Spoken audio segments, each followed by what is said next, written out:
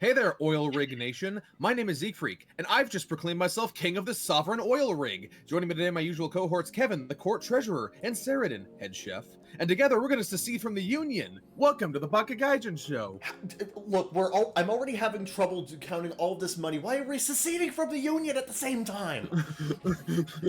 There's I think there are many great reasons to secede from the Union at this specific time, exactly.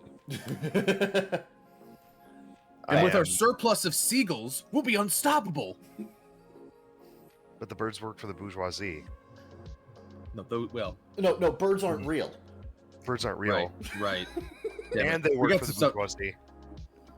God damn it. Damn, it's all connected. They have a monopoly on non-corporeal entities. You can't build an empire on an army of birds, sir. I mean, damn, you can try. Control the seas and the skies. Kevin, I want a tactical report as to how you would try on my desk tomorrow. Look, I'm a very creative bit. No, I'm not. That's a lie. Yeah. I think we can get the orcas on our side if we just promise to stop doing oil rig things. I feel like the U.S. government could just, put together, a small mound of seed and completely destroy and, distract and decimate our entire military at that point. Maybe. What we need to do is get the birds acquainted with the taste for human flesh. We'd have to call the Canadian Air Force. I'm sorry, I'm very distracted by the fact that I typed that out really quickly and I accidentally spelled sovereign as sovereign. Close enough. Yeah, you can't spell sovereign without IGN. Yeah. Sovereign IGN. Yep. They should secede from the Union. IGN, yes, go somewhere else and bother someone else. They'd fit right in Australia. Goes to Australia. 7.8 out of 10. Too much water. Has the most. You guys were also bothered by the high-impact sexual violence in Atelier Totri? Yeah. Has the most schizophrenic takes on video games. Australia, you'll fit right in here. It's true. They're both big fans of giant spiders. Yeah. What? Yeah. It's true. We can't deny it. Just gonna leave that one there. Mm-hmm. Welcome back to the Bakagaijin show. It's been a while. IGN is so fucking cooked at this point. Bro, they've been cooked. They give Snow White a 7. That's all I have to say. Bro, they've been cooked. They're overcooked. They are charcoal on the grill. Pull this bitch out the Maybe oven. if we It's emitting black body radiation. Kevin, you can't say that. I was gonna say we should scrape off the black parts and it'll probably be fine, but people are going to misinterpret that. Yeah. Okay. Yeah. Let's not do that. Yeah. Let's not continue down the path of that metaphor. To create a more perfect union, we have to scrape out all the black parts. Yeah, well, when you Cowabunga it is! When you put it that way. Sometimes I wonder why our careers haven't taken off. I bring that up for no particular reason. Look, if a white dude on SNL can make these jokes, then so can we. Right, yeah, right, yeah. God damn it. Fuck it, we're SNL levels still? Okay, we're weekend... Unlike the best part of SNL. Yeah, we're weekend update SNL. That's a good thing. Right. Are we can we be like Conan tier at least?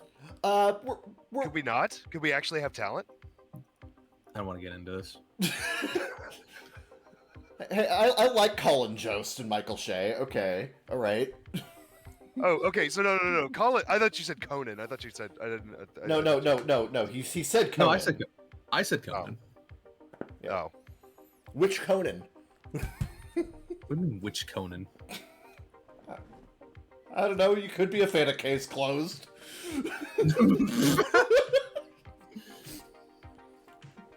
Let's see. I'm thinking the Barbarian movie. That's Kevin. I gotta ask you a really serious question for a second. Is your arm okay? Because that was a stretch. The elbow's a little sore. How many gum grenades did you have to throw for that one to work? Christ. Welcome back to the Bakagaijinshow show. It's been a while. It has. Yeah. It has. Yeah. I hope everybody survived Snow White. A Well, lot of people didn't. well. In order for people to survive Snow White, it would require people to actually watch Snow White. This is true, and as we know, very few are doing this. Yeah.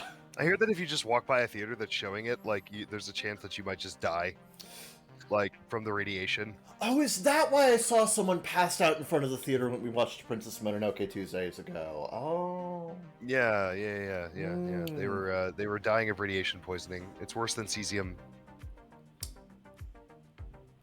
Damn. Yeah.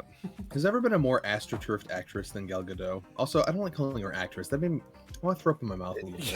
yeah. That's actress with at least 7 air quotes around it. Yeah. Yeah. I like. No. It's I like how they do they do one thing correctly though. They sing "Hi Ho" because both those girls need a proper greeting. Kevin, I want to get back to the 7 air quotes thing. Are you saying there's like an imbalanced number of quotes? You have like 4 on one side and 3 on the other side? Yes. Okay, cool. Thank you for noticing that. Yeah, I was confused. Yeah, I needed to clarify that. We typed it in such a hasteful rush of emotions that we didn't even bother with properly air quoting. Yeah, exactly. Yeah. Mm-hmm. That's how mad we are. Yeah, and how little we actually care. No, fucking. It's true. Dude, I've literally. This is not rage. This is what you're hearing right now is pure undistilled apathy. I know it sounds rather impassioned, but I'm actually quite apathetic. No, yeah, like I mentioned this before. It is hilarious how, the famous Kalel no line from Justice League. Yeah. There are 2 different cuts of that movie with 2 different takes on that one line, and they're both shit. Mm-hmm, yeah. That was the best they had. Mm-hmm. Well, no, just think to yourself, Kevin. Every take you've ever seen of Gal Gadot was the best take. Oh. The thing. The worst part is who's the guy who plays Doc? The doctor from Back to the Future. Oh, Christopher Lloyd. Even the worst line delivered by a hooky actor like Christopher Lloyd is better than the best line delivered by Gal Gadot. Oh, dude.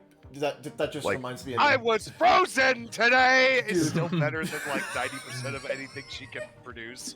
Because at least that's bad but memorable and funny. Yeah, at least there's emotion. It's over the top and ridiculous, yeah. Yeah. No, honestly, I think the casting choices should have been Willem Dafoe as the evil queen and Samuel L. Jackson as Snow White. God, also Willem Dafoe as every dwarf. No. That's Eddie Murphy. Eddie Murphy is every dwarf, and they just recreate the scene from the Nutty Professor where he's everybody at the table except the kid. I see. Pass the fried chicken.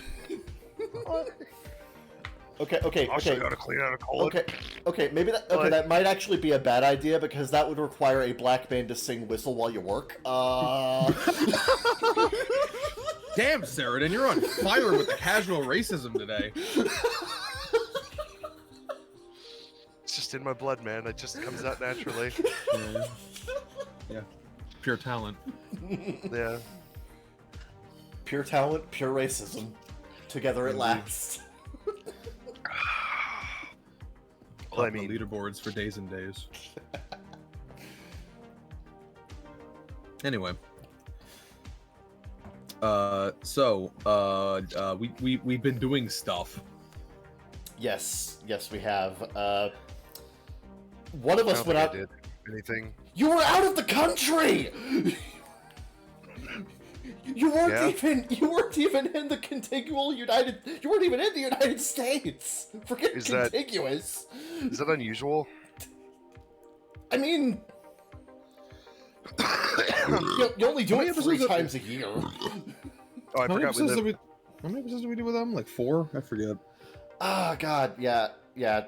We did like a couple episodes without him. Yeah. I don't even know anymore. It all blends together. Yeah. Yeah, sorry. No, I was yeah. Traveling, experiencing. Traveling. Indeed. Yeah. It was too early to see the cherry blossoms. I could make an argument about how I prefer to spend my time making memories rather than editing them, but that's a deep and introspective conversation about modern culture. Yeah, that's Um, that's like a whole thing. That's way too highbrow for this show. Is that an argument against Photoshop or an argument against Kevin? I'm arguing against doctoring everything and curating everything we post. I so see. that our lives The look much argument more against exciting. Instagram, I get it. So instead of actually living memories, we instead take a few photos and we edit them until they become a better memory than they actually were. Right, yeah, right. Yeah. Right, I see. Photos aren't allowed to speak for themselves. Photoshop has to speak for them. Right, I understand. Yeah. There's a great Red and Link song about that. Yeah. Introspective topics. Anyway, yeah, I was out of town. I was in Japan. Yeah. Again. Yeah. Japan, I'm inside you. That was apparently a running joke while I was there. I am in you. Yes. But really, isn't Japan in all of us? This is the Bakagaijinshow. This is Indeed. We are noodle folk. Broth runs deep through our veins. Yeah. No, I was in Japan for HoloFest again, which I decided to take an earlier trip. So I did most of my exploring and adventuring before the concert, and then finished with the concert, and then came home a couple days later. Yeah. Please tell me there was a guy at the airport who recognized you and went, "It's the Ginger Giant in the Nostalgia Critic hat again." You ever call my newsboy cap the Nostalgia Critic hat again? You think I jump down your throat occasionally? You'll choke on it. I'll be like a Skyrim NPC all over you. like you will not pass through this doorway, sir. I will be all over your ass. Like, here's the top 11 reasons why I should get the hell out of here. Why top 11? Because you're too fucking lazy to organize a proper list, and you had 11 ideas, and you couldn't curate one. That's true. Yeah. He likes to go one step beyond. Just like Metroid Prime. Beyond. By the way, game looks heated. So I was there also when the new Monster Hunter game dropped. So when I say there was a lot of Monster Hunter content everywhere, there was a lot of Monster Hunter content everywhere. No, yeah, Japan absolutely loves their Manhunt. Because Japan also only puts out like one AAA game like every 6 months, and it's a fucking cultural phenomenon when it happens. Yeah. And so like Manhunt is one of them. FromSoft is another one of them that puts them out. Final Fantasy. So like it's whenever Miyazaki makes a game, or a new Manhunt comes out, or a new Final Fantasy comes out, it's like a cultural phenomenon for 6 months. Yeah. Every store is selling merch. Every store has signs and posters, exclusive deals, package deals. Buy a console, get a copy of the new game for free. Remember when people used to do that? Yeah. When buying consoles gave you a copy of a game. Oh, I remember. I mean, I think as opposed to like 3 months free of, as opposed to the 2025 equivalent of like 100 free hours of America Online coming with your console. Okay, Nintendo technically still does that, but they've been selling the exact same Mario Kart 8 bundle since 2018. Well, now nobody wants to play fucking Mario Kart, Nintendo. Everyone has Mario Kart already. That's how you destroy friendships, not make them. No, Give me Zelda, you faggot. No, it's Mario Party. Yeah.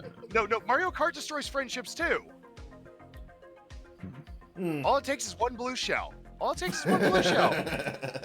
When your buddy's about to win for the first time because he doesn't own Mario Kart and he's over at your house and he's about to win, and you blue shell him and you knock him back to 6th and you skate by him. It's actually called a spiny shell. Everyone fucking calls it blue shell, you bitch. Everyone calls it blue shell. No one cares. Yeah, I realized when they called it blue shell in the movie, I realized we lost the culture war. Yeah. I don't feel strongly enough that unlike the cross button, I don't feel strongly enough about that to defend it to the death. Yeah. Anyway, so Manhunt was literally everywhere. It was like Manhunt and Hololive stuff because Hololive was having their big expo that week. So obviously that's the big time of the year for Hololive merchandise to be on display, and they had a bunch of like special things going on at like Kotobukiya and at the Tokyo train station, like the main Tokyo train station hub. They have a bunch of pop-up stores in the basement there. One of them was a Hololive store where they had like train station themed merch. So like the girls were in like ticket attendee outfits or whatever. there's There always- were like isn't signed there, like- cards. There's always like some big fucking ad there. Ad there. I remember when they put like every Yeah. fucking Yu-Gi-Oh card ever printed on the walls. Yeah. No, that they have a. There's also a big Pokemon store right next to it. So Well, naturally. yeah. Yep. But yeah, no, it was a lot of. Unfortunately, when I was in Japan, I also was pretty sick the whole time. Yeah, I remember you like I got- fucking DMing me and I got- shit. I got hit with a mild cold, like probably on the plane. So like after my weekend, which I was feeling fine, as soon as Monday hit, like I started feeling ill, and on top of that, my right leg just started having shooting nerve pain all up and down it, which made traveling around and doing long days very difficult. Yeah. So I spent more. I still had a great time. I still did a lot of travel. I still did a lot of moving around and like shopping and a bunch of other stuff. But I did spend also a significant amount of time like just on my ass resting and trying to heal a leg. Yeah. So not the greatest trip I've ever taken. Yeah. Did I yeah. just cut out, guys? No, No, I it's can hear you. fine. Yep. Okay. Yeah. All right. My computer is misbehaving again. But yeah, no. So like, so I didn't get to go to the Enoshima Island because I could not justify spending a whole day walking up and down all those stairs with my leg like that. I also, for the third year in a row, my trip to an amusement park, which was actually going to happen this time, I had tickets and everything, got canceled partially by weather, partially by my leg, and partially because a death had actually occurred at the park 2 days before. No. Yeah. It was a worker, not a customer. It was a worker. Okay. They were doing maintenance on one of the big roller coasters, and apparently, a miscommunication led to them being a miscommunication or a slip or something led them to being squished. They didn't make it. So, of course, the main attraction of the park, the biggest ride there, had to be shut down for a full investigation to make sure that doesn't happen again in the future. And so it was just like everything was conspiring against us to just like not go. Yeah. So we ended up having to skip out on that instead as well. And I did try sushi finally when I went to Japan this year. Oh. I like literally I had subsisted on like udon, ramen, and like American style food like every other time I've gone. Yeah. And because I just like ramen, and there's ramen shops everywhere. Ramen is There's really not good. as- I get you. yeah, there's ramen. There's ramen everywhere also, and there's not as much sushi, and sushi's way more expensive. So Yeah. usually to save money, I just consumed endless ramen and tonkatsu and rice dishes and stuff like that. But I did go to like one of those revolving sushi restaurants, the one where they have the conveyor Oh, belt yeah, in front like- of you, just oh, pull plates yeah. off. Yeah. Yeah, I ate a fuck ton of salmon roe, which I love. And you really can't get it here in the States. Like you can, but it's it's usually only for like fancy French restaurants or Yeah. Asian restaurants. Yeah. Yeah, we'll say compared to over here, you probably got a deal on it over in Japan. Yeah, it was still an expensive meal. Like, Oh yeah. and I could have eaten double of what I actually ate. But, you know, I did get to try sushi over there. It was very nice. Would I say that it is significantly better than going to a proper sushi restaurant in the United States? Like, people are like, oh, there's no comparison. There are comparisons. There's a lot of them, actually. Yeah. Like, it's not that much better. One, they both sell sushi. Like, obviously, like, if you're going to buy a gas station sushi, then, yeah, it's not going to compare to yeah, restaurant obviously, sushi. But, yeah. like, you know, or if you're going to buy Kroger sushi, that's, like, way different than, like, getting sushi from an actual restaurant. But the sushi actually at restaurants here, perfectly comparable to the sushi you'll get over there. Yeah, I always assumed Benihanas knew what they were doing. Yeah. Yeah. Or, like, even a proper sushi bar or, like, a sushi restaurant. Yeah. We're starting to get way more of those also. We're starting to get more actual sushi restaurants. Well, over here in Japan's the going to take United over the world. It's going to take a while, but it's going to happen. States. Well, I mean, Pokemon kind of Manchurian candidated an entire generation. So it's, you know, I'm just waiting for them to press the button and all the splinter cells to activate. How validated do you think all the guys who were panicking Pokemon- in Japan Japan was going to take over the world in the 80s, and then Pokemon happened like 20 years late, like 16 years later, and they were like, I knew it! They called me crazy! I mean, that's literally what boomers thought about fucking the Beatles, but, you know. Yeah. I guess so. And now rock and roll has been completely replaced by much lesser forms of music. So, you know, trends are trends. But I always had this joke that, like, Japan's greatest revenge on the world was creating Pokemon. You know, they got screwed over economically, which led to a war in which they lost 2 of their major cities to the power of the fucking sun. And they were like, you know what? We're going to take over the rest of the world using the power of God and anime. Here's this thing called Pokemon. Here's this rap. We're going to brainwash an entire generation with this shit. Just lean back, and now we wait. There's just a button sitting in Game Freak's like office somewhere. It's a big red button that says "End the World," where it activates all of the millennial splinter cells, and we all become. And everybody who was enamored with Pokemon as a kid and who's still playing their games on their DS at 40 years old will come alive as master assassins and take out every key leader in the world. I think that's overcomplicating it. I think the real revenge was peaking at like Gen 3 and then like, you know, being a very rocky road of disappointments basically ever since. But still managing to maintain a massive cultural foothold. And yet, regardless. 40-year-olds still buy the fucking games. Look, I'm just. So, I don't know if it's really their fault though. I think it's the fucking kids are still buying the games too. Yeah, I think the kids are. Yeah. But yeah, no, they're working on the 2nd generation now. Not of Pokemon, but of brainwashed victims. Yeah. Right. I will say with Sheridan's assertion. Well, I will say if Game Freak is as good at conquering the world as they are at coding a video game, we have nothing to worry about. Yeah.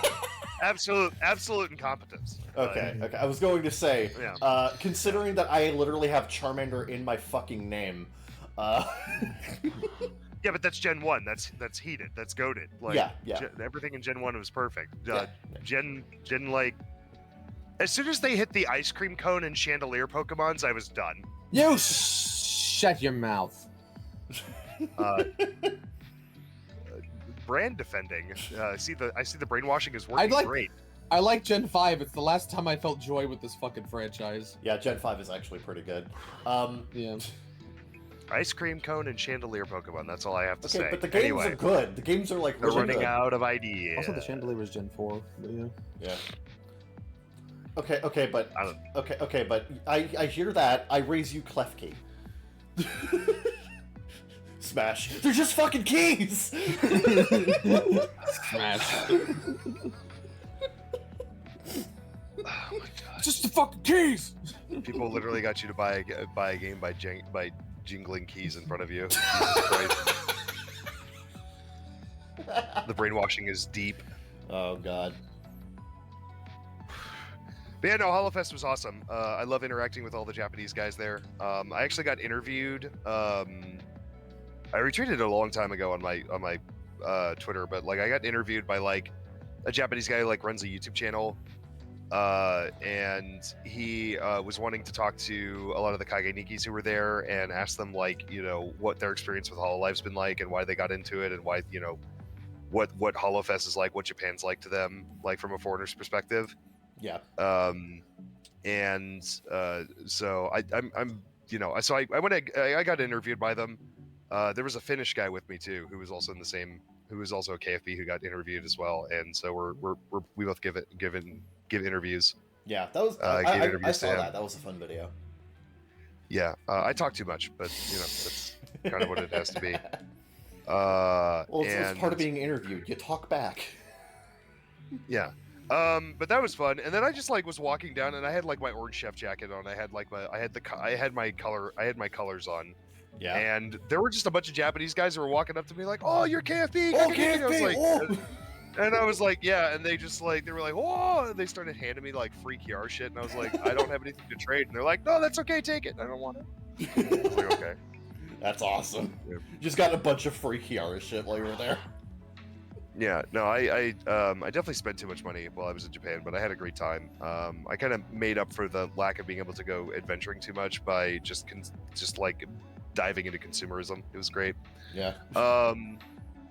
So, but yeah, no, I was like, unfortunately, I don't have as much to talk about with this trip because like a lot of it I've discussed in previous episodes when I've gone.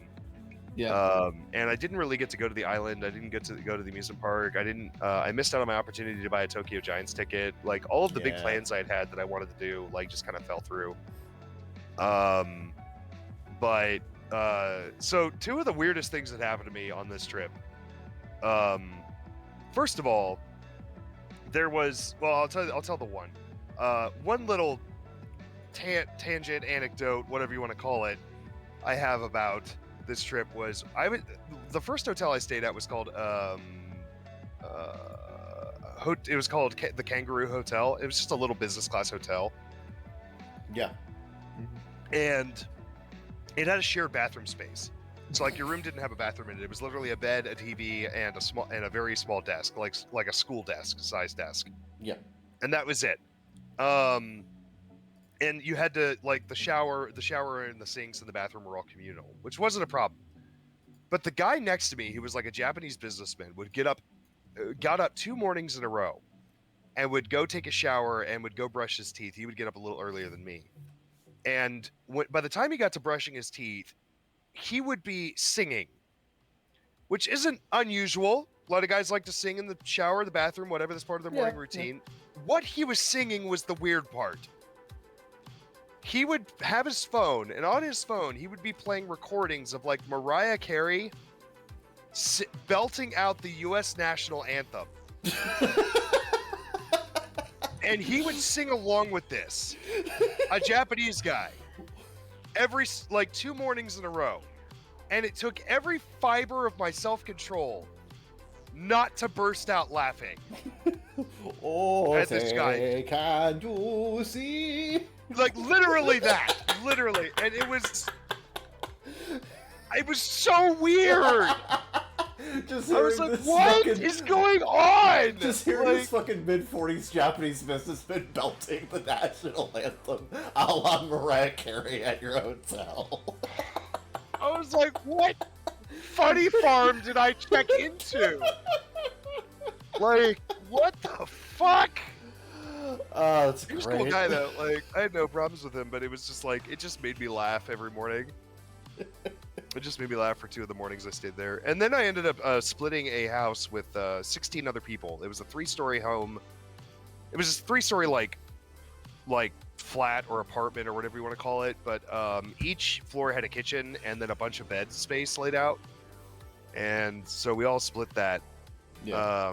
There was a kitchen, so I decided to go to a Japanese grocery store and buy some stuff to make breakfast. And then I realized that rice was super expensive that year because apparently they had a bad crop or something. Okay. And eggs, of course, are still very expensive. So I was gonna make almond rice for everybody, and then I was like, "Fuck this shit." Yeah.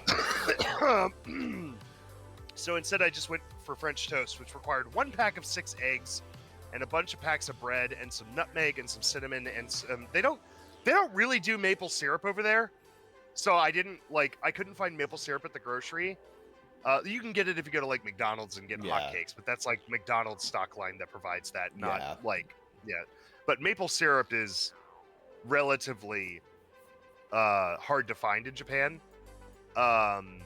And so like there was no maple syrup for it. So what I did was I made a drizzle with Nutella cream and a little bit of cinnamon. Ooh. Ooh, that sounds good. I just put that stuff on top of on top of the French toast, but I made it for like 20 people. It's the first time I've mass cooked anything in a very long time. But it was cool, man. Like I enjoyed my time there. Like I enjoyed my time at the kitchen and everything, and the people I hung out with were really cool. And my flight home wasn't too bad. My flight home was pretty cool. Was pretty chill, pretty uneventful. I actually flew into so I thought I had a 27-hour layover. Yeah. In San Francisco, and then when I got there, it was like, nope, your flight's leaving at 1 o'clock today, and I was like, oh, okay. Makes a mad dash to my flight. But that meant I got home a day earlier, which was fine. Yeah, I was expecting you home by Thursday, so yeah. Yeah, I had booked a hotel in San Francisco for the night, so I just called them and canceled, and then got on my flight, and I was home that day. Okay. But yeah, not a bad trip. Good. And then I guess I can let Kevin talk about it. We saw a movie recently. Yes. I have things to say about it as well. Yes. I actually had like 2 different theater experiences in the fucking interim. Yeah. So the first But one. Well, hold on. Before I do that, I just want to also say my Japanese has gotten really rusty. So I definitely need to hit the books again for next year. Yeah. And actually learn a significant amount more and practice what I have, because I was having trouble communicating. Yeah. Which is, not good. That kind of robs me of some of the experience of being there when you can't communicate with people. Yeah. Well, with locals. you do have those like Japanese online classes now, so. Well, I do have the online classes. I also have 2 textbooks that I can look at. So That's good. Yeah. But yeah, no, it's go ahead, Kevin. Yeah. Okay. So like, I'm done talking. No, yeah, I had like 2 different like theater experiences in the fucking interim. The day that he left for Japan, me, Cube the Third, and our buddy Jake, we went to see Gundam G-Quux. Yes, that is how it's pronounced. That is how it's pronounced, by the way, according to the official subtitles. G-Quux. I disagree. I think it's G-Cux. No, yeah. So yeah, we went to the theater and we watched G-Quux Beginning, which is like the first 3 episodes with some extra stuff added onto it. Very good first impression. I really, really liked it. It's interesting. So apparently Hideaki Anno only really wrote and storyboarded the first episode. The rest of it is Yoji Anakita. That happens a lot. Remember when Urabushi only wrote the first episode of fucking El Noah Zero? Yeah. The funny thing is, you can absolutely tell that. The thing is, you can absolutely tell that Anno wrote the first episode, because the entire first episode. So the concept behind this series is actually very interesting. It's actually an alternate timeline to the Universal Century, and the entire isn't like fucking 20 other Gundam shows? No, actually. No. So, like, what he means by this, I've looked into it, is that instead, it's still the Universal Century story, so to speak. Oh. But it's like an alternate telling of it in an alternate timeline. Yes. Whereas the other ones exist in their own universes and have nothing to do. Like, there are no shared characters, factions, or situations. Yeah. All right. Yeah. No. The entire concept of G-Quux is basically, what if Char Aznable infiltrated oh god, it's Gundam What If. Yeah. Run. Yeah, like Run.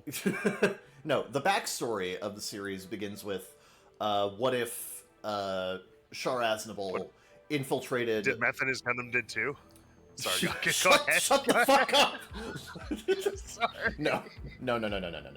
What if he infiltrated the side a few weeks earlier, commandeered the Gundam himself, and then Zeon won the 1-year war? Like, that's the entire, like, that's the backstory. Sure. And like the series like picks up, I think, like some 20-30 years later, a notable amount of time later, and it is a very interesting series where it's like God, don't know how to. Anyway, no, it was really fucking interesting. It was really fun. I love the main character, Machu. Someone described it on, I believe, Twitter or Blue Sky or whatever best. It's like, she's the kind of person where it's like, if you tell her to do something, she'll be like, no, I don't really feel like it. But then if you dare her, it's like, I bet you can't do this, fucking pussy. She's like, fuck you, I'm gonna do it anyway. Fuck you. I'm glad the character designer for World's End Club is still getting work post World's End Club somehow. Yes, I honestly love the character designs for all the characters. It's great. No, I like Tatu. Yeah, I forget their name. Tatu. Yeah, Tatu. Yeah. The only thing that I'm not hot on, I will admit, so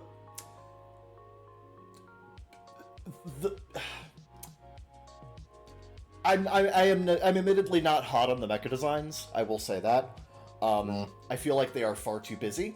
Like even in the animation, it's like you could have simplified this shit. It's just a little bit too busy. I get what they were going for, but I'm a little mixed on it. But I will say the first 3 episodes were really good. I'm looking forward to pirating this because I'm not paying for Amazon Prime. Yeah, I was gonna say. Yeah, no, it's yeah. Crunchyroll fumbled the new Gundam series. How do you do that?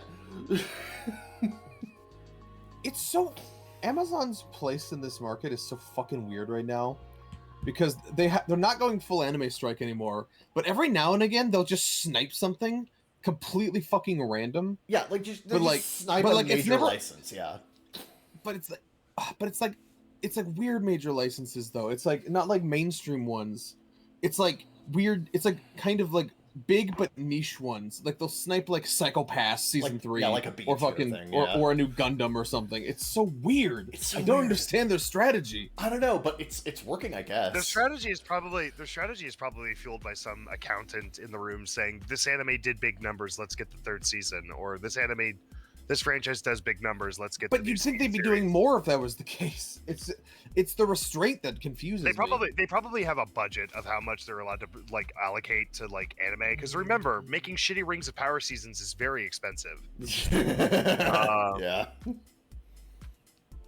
Let's spend more money than God making the most mid thing you've ever seen. Yep. And I think that's the greatest offense, is that it's not really a bad show. It's just mid as fuck. Mm-hmm. Yeah. Like, I've seen both seasons of Rings of Power. It's not a bad show. It's just really mid as fuck. Yeah.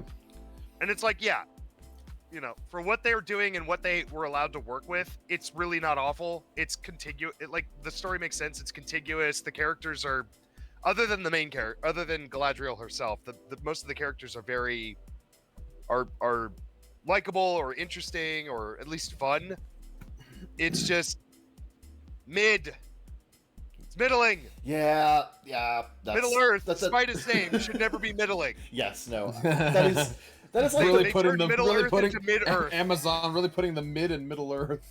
Yeah. There you go. No, that's a title line right there. Yeah. Yeah. That is like the biggest issue that I've heard with Rings of Power, is just that it's not terrible, but it does nothing special. And I could have told you the mecha designs were awful. It's like I've been saying it for fucking 6 months after we saw Crackhead Gundam get debuted. Okay. To be fair, there isn't even. This is what meth does to a grandpa. Okay, admittedly, they haven't even crackheadier version, because they actually do have the RX-78. Of course they do. Yeah. Look at the fucking writing and design team. Of course they have more crackhead versions. Yeah. No. This is. I will say though. This is from some of the creators of Butt Sex Mecha. I will say though. Shar Azabal, when he does commandeer the RX-78, he does repaint it red, and that one looks good. Like when he repaints it red, that looks good. But like everything looks better when you give it hot rod red. Yeah. No. But yeah. The other theater experience, which was a few days ago, was me, Cube III, and Seridan all went to see Princess Mononoke in IMAX. Which... Now, was it IMAX or Limax?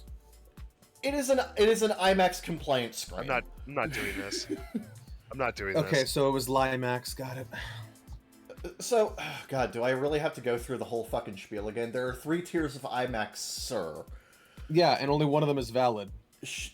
Whatever. Anyway. Insufferable. Anyway. Absolutely insufferable. No, you don't even go to movies. Yeah, but at least I know what a fucking IMAX Stay out of our like. fucking conversation. Anyway. It's my fucking podcast. I've talked a total of like 8 minutes this whole fucking episode.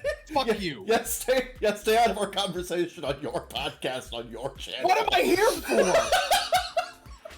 You're the host. And And just like yeah, the Oscars, and the it's your host is jo- telling it's you to your shut job, the fuck up. It's your job, yeah, as the host, it's your job to shut up and usher in the culturally diverse actual announcer. The only thing I'm ushering in right now is lies and slander. Anyway. Fine, talk about your fake fucking IMAX, whatever. Anyway, we went and saw Princess Mononoke in IMAX 4K. And so, like, rewatching that movie again, like, I have always held that, like, it's not my favorite Miyazaki movie. I've always preferred, like, my preferences for his earlier adventure movies, you know, Castle of Cagliostro, Porco Rosso, Castle in the Sky. But if I had to pick the movie of his that has the best, like, world building, writing, and has the most, like, consistent thematic, like, applicability to its, like, world and whatever, his best movie is Princess Mononoke, honestly. I think it's probably the one I enjoyed the most. It's a solid 7. I mean, you're also just not a big Miyazaki guy, so This is true. That makes sense. This is true. But, like, no, yeah, I adore Princess Mononoke, and this rewatch was really fucking nice because the IMAX experience was really nice because, like, the 4K remaster that they did was super nice. A lot of definitely got a lot more detail and just like a much more just visually impressive experience than just watching off a damn Blu-ray.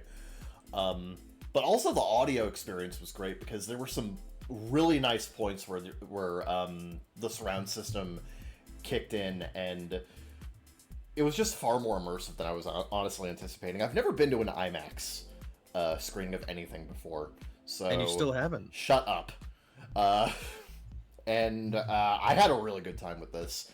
I'm probably going to go watch Superman in IMAX because they played the trailer for the upcoming Superman movie right beforehand, and The upcoming one. Okay. yeah, I could was gonna say. I could feel that like the fucking trailer. I could feel like just like my chest was rumbling the entire time. It was wild. Like those are powerful ass speakers. No, you had something to say about Princess Mononoke, Sheridan? No, I think the upscaling was just really well done. Apparently they did the scans like 10 years ago. And they were fortunate enough there was an interview done with them, and apparently what happened was they did the 4K scans like 10 years ago. Okay. But that was before 4K was like really a big thing. Okay. And they weren't sure, like they like weren't sure for the longest time whether or not those scans were ever going to be something that was worth putting to market. They did it mostly as a preservation technique. Mm-hmm. Yeah. So they had the scans just sitting around for 10 years, and eventually they were just like, well, 4K's in, everybody loves that shit, we have the scans, let's put it out there. Okay. And so obviously they did a little bit of cleanup here and there. Oh yeah. But I will say one thing was very funny, and I pointed this out, is that 4K scans of old like hand-drawn animation, even though this was Digipaint, by the way.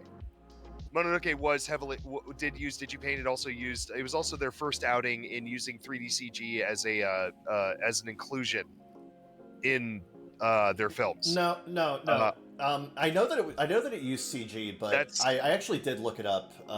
The first Miyazaki movie that actually was Digipaint was Spirited Away. Okay, well, this was the first one to use CG then. Yeah. Didn't Spirited Away come after that? Yes. Okay, so this was hand drawn, but it had so it was hand drawn, but it had then I misunderstood it. Then it had CG, it had 3D CG included in. Well, all anime is still hand drawn, it's just hand painted. Yeah. No, yeah, it's like cell animation. Hand painted, yeah. So, okay. So that's a pet peeve. No, it's okay. I'll get to the end of my point at some point. But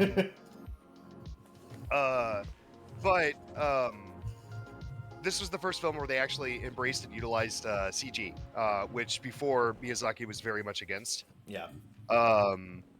And God bless them for doing it lightly. Yeah, I think the only parts that actually use CG are the demon like the boar god at the beginning, Nago, and I think it was also used for the force spirit at the end of the movie. Yes, and it was also used sparingly elsewhere. Like some of those flowers growing at the end were CG. Oh, really? Which you can really, yes, you can really tell now that it's in 4K. Some of the, when you're working with those older hand-drawn, hand-painted animations, when you upscale them to 4K and put them on a screen that large, you can definitely tell. So you can see some of the shorthand that they use for the background characters, and some of it looks very goofy. Yeah. Like just blobs wiggling around to represent people. It's very funny. Yeah. I actually think it's one of those things where it looks better on a smaller screen. In some Like, regards, yeah. Yeah, like the big scenic shots of like, you know, when Ashitaka's like just like traveling through the wilderness, like those look immaculate in large screen format. Yeah. With like the 4K But the scan second- and everything, yeah. But then like when the wolves are running in the background when they're first attacking Iboshi's like the cattle line, the cattle Yeah. drive. Yeah. They are literally two white blobs just wiggling in the background. Yeah. And you can see, and when it's in 4K in that large a format, you can definitely tell that's exactly what they drew. They just drew wiggling blobs in the background. That is admittedly a funny. That is admittedly. And it's really, it is. It's always something I found funny. It's like that is like- that is a very fun quirk of watching like cell animation in 4K, especially if you're going from like the original camera negatives, like Princess Mononoke does. Yeah. It is a super high quality scan, but because of that, you see every detail, both good and bad. So you can see like the very fine brush strokes of all of the hand painted backgrounds, but at the same time, you can see the little fucking squiggles that they made for all the background characters. Yeah, it's kind of funny. And that's why 4K. That's why the 4K is never quite a full a 100% strictly better upgrade. Yeah. Is that it does show, like, sometimes it does show blemishes and errors more clearly. Like, everything gets clarified, including the errors. And so, like, and not to say Mononoke is full of those, or not to say any of these things are deal breakers, but it is something you will notice if it is unique. if you see this on, like, a large screen, if you ever pick up the Blu-ray for it later. Like, I'm sure they're going to release a 4K Blu-ray of this at some point. Yeah. Which I will be buying.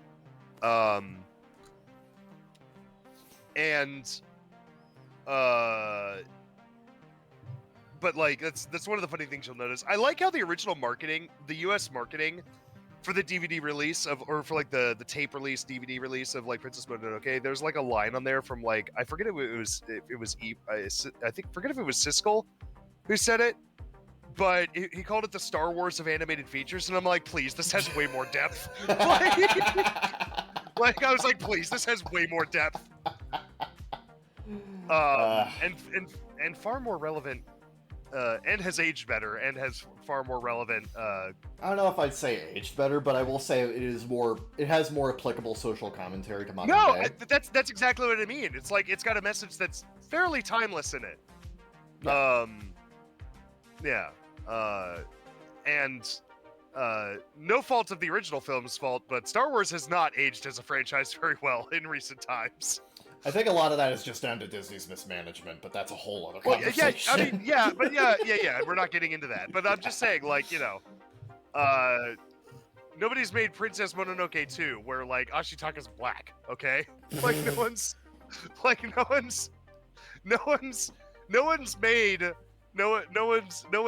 this one and driven it into the ground with narrative choices. So no, it's an excellent film, and I think it has a ton of narrative and some textual depth to it.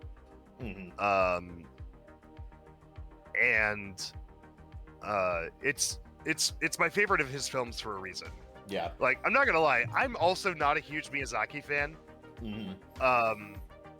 In general, but this movie gets a pass from me because of it being a little bit more mature in its narratives and its visuals and a lot of other things, but also because it tells a story that really stays relevant. It's very relevant today. Yeah, apparently Miyazaki took like 16 years to really develop the world and story of this film before he actually fucking made it, and I feel like you can really tell that he put a lot of work into it. Like, it really does tell in the final product. Yeah, well, it's certainly better than Ponyo. That's all we have to say. I mean, a lot of things are better than Ponyo. Like, Ponyo is literally made for 5-year-olds, and as movies for 5-year-olds go, it's really good. But, yeah, you can say that about Minions too, I guess. But I am not going to say that Minions is on the same level as Ponyo. Sorry. Yeah. Yes, I'm power scaling preschool movies. Shut up. We need a preschool movie tier list from you. Well, that needs to be on my desk tomorrow as well. Okay, we did watch Elmo and Crouchland a few weeks ago, so maybe? That was pretty good, actually. That was actually, like, again, as preschool movies go, that's actually pretty good. I enjoyed myself. But no, yeah, I also watched, I saw the exact same two Hololive 6th Fest stages that you went to, which was second stage and creator stage. Really good stuff, fantastic performances. Holy shit, Muna and Iofi singing High Tide. Frickin'. Anyway. High Tide's a banger. Yeah, High Tide's a good one. Yeah. I was very glad to finally be able to see that one live. Oh yeah. Been enamored with that song since I saw her performance at Third Fest, which got everyone in the crowd pregnant. Yes. Good lord, that Arab woman's hips don't lie. No, yeah. But the musical backing for High Tide this time around was really, like, what elevated it, honestly, because, like, holy shit, the guy that they got on guitar was freaking fantastic. yeah, no, and I was on his side, by the way, because the band was only on one side. Oh. So I got to see the band's performances, like, up close and really well. I'm also really glad that during the credits of each one of the concerts, they credited the band members. I did like that. That was great. Yeah. That's good that they got, because really, like, and this is the thing that Hatsune Miku concerts have had to grapple with for years, is how do you create, like, the same kind of interaction that you get at the same kind of interaction and feedback loop that you get at concerts. Like, this is one of the things that makes concerts fun for people, is that the band will react to the crowd reacts to the band. There's this feedback loop of interaction that you normally can't get to just casually listening to music. Yeah. And it means that when the crowd's really hyped, the band's going to play louder and harder, or, you know, or even stick the microphone out and let the crowd get some time up on the stage, et cetera, et cetera. You can't do that when your talent is just like a virtual anime girl, right? Yeah. Because obviously she can't, like, jump into the crowd and, like, crowd surf, right? Yeah. And she can't reach Not down yet. and touch your fingertips, right? Not yet. But it's like, so you're missing out on that major aspect. So Hatsune Miku concerts grappled with that for a couple of years before they realized that if you just put a live band there playing all the background songs, you can at least get that aspect of the energy back. Yeah. And it's not like watching a stream at home, but in a big crowd. It's now like actually watching a live performance. It has a lot of that same energy and that feedback loop. And the band this year absolutely killed it. Yeah, and I'm glad that when it came to that, and I'm very glad that they got some recognition for that from the actual creditors, for people doing the credits. That was, and I was blessed enough to be on the band side for both of the concerts I attended, so that was really cool. Yeah. I also got to see Kiara press forward in a way that it was almost like it was right on my face. Great. Yeah. The only other thing that I really squished. Yeah. The only other thing I really feel is worth mentioning is that I played through RoboCop Rogue City. Which I've been wanting to play that for, like, since it came out, but, like, I've never had a way to actually do that. But it was on sale for like $10 on the fucking Steam Spring sale, I think. Yep. Yeah, so it was like on sale for like $10 on the spring sale, and I'm like, well, shit, might as well. Really, if you like, I feel like this game is a must play if you're a RoboCop fan. It is a really good interquel between RoboCop 2 and 3.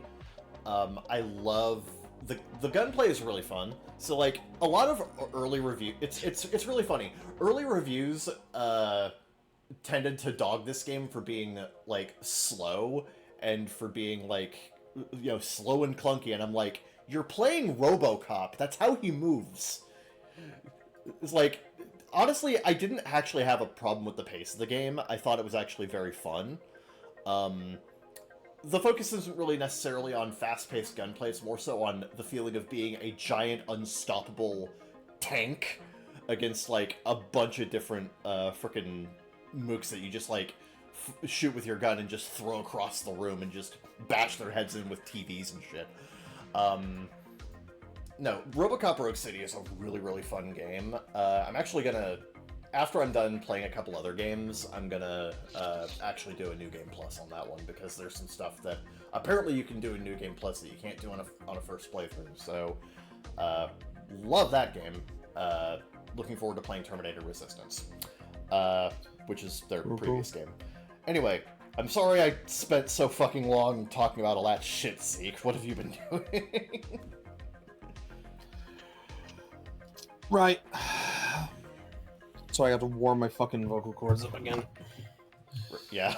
First of all, we should probably mention that our fucking thing is finally out. Yes. After 5 months of editing, the Killer Connect vertical slice is finally released. Yep. Yes, our Killer Connect New Blood vertical slice video demo of a demo, basically. Proof of concept, whatever you want to call it. It's 3 hours long. It's engrossing. It's a journey.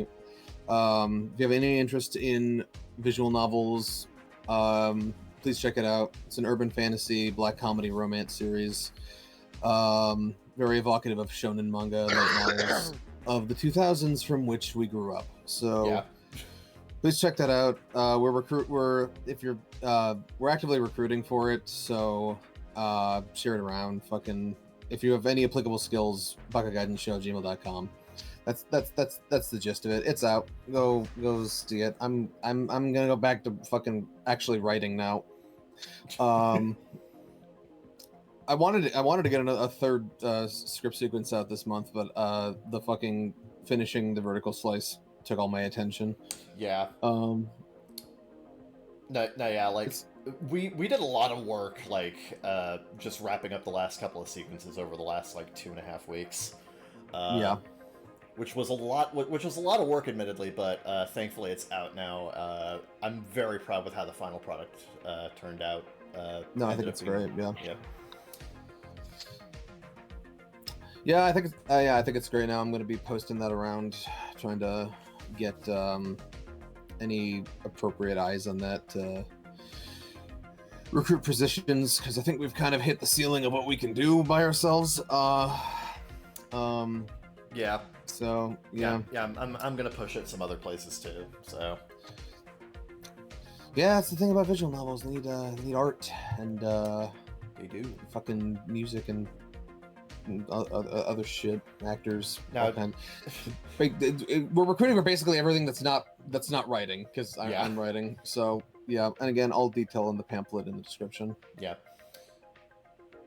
No, yeah. Admittedly, though, as far as like game development goes, VNs are like one of the easiest games to produce. So that was our thought process too. Yeah. Yeah, but yeah. How hard could it be? I said 3 years ago. I mean, again, even then, like, still less you have to do comparatively. Like, there's. Yeah. No. Yeah. Yeah. Well, I'm glad I decided on this and not Cursebound, because Cursebound would have been way too fucking much. Oh yeah, God, Cursebound is a great idea, but like, yeah, I feel like that's like a third or fourth game kind of thing for us. Yeah, that's a ways away. Yeah. Yeah, no, so yeah, I'm really proud of that. I am creatively, I'm just completely enamored with Killer Connect. I'm not even thinking about anything else right now. So, yeah. And also, there's both a Twitter and a Blue Sky at Killer Connect. So follow those for updates about both Killer Connect and all things from Baka Gaijin Studio, including this podcast. I'm gonna post a link to this podcast on there too. Yes. Yeah. Probably not gonna say the titles in the tweets anymore for shareability reasons. But yeah. Yeah. I am not. It could. The reason I made a separate account is because my main account is search suggestion banned. Yeah. I don't show up in hashtags. Now I've been on Twitter since I was 13 years old. 14 years old. Any fucking number of things could have triggered that. Not unconvinced the titles of many episodes may have contributed to that. That might have been a part of it. Yeah. Mm-hmm. Yeah. Yeah. The titles of BGS episodes can be a little on the spicy side. Yeah. Yeah, when we rebrand this as Shin Bakagaijin Show, we're gonna have to stop titling episodes because I think we just can't help ourselves. We just can't do that. Yeah. Yeah. Because it's like we have to find we have to find the funniest line in the episode. Unfortunately, the funniest line in the episode usually involves referencing like fucking Hitler school shootings. Yeah. Yeah, I wish the YouTube algorithm worked on like Jackass rules, but unfortunately it does not. Unfortunately, no. Advertisers don't exactly like that shit. So yeah, we can't fucking shock value our way into anything. So that's unfortunate. Damn it. We used to be a proper country. Yeah. Mm-hmm. Yeah, the Wild West of YouTube ain't around no more. Well, I'm just the last DJ. Yep. So anyway, just wanted to pimp that. I also watched movies from the library. Ah, yes, indeed. Fantastic. Yeah, much to Biss's delight, I finally saw Transformers 1, so you can talk about that with reckless abandon. Yes, glad you finally watched that. I fucking loved it. I love Transformers 1. No, it's great. No, it's fantastic. I don't think Transformers 1 is going to, I don't think it's going to get a sequel, but I think it's going to fall under the same...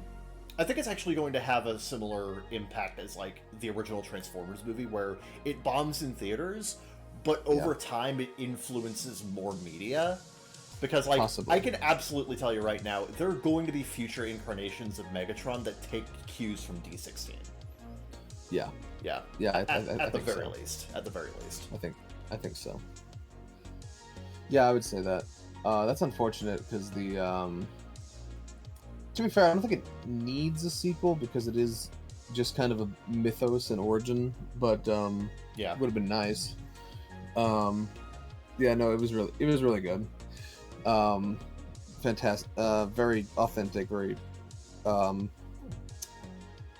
people who get Transformers, you know. Yeah. Yeah.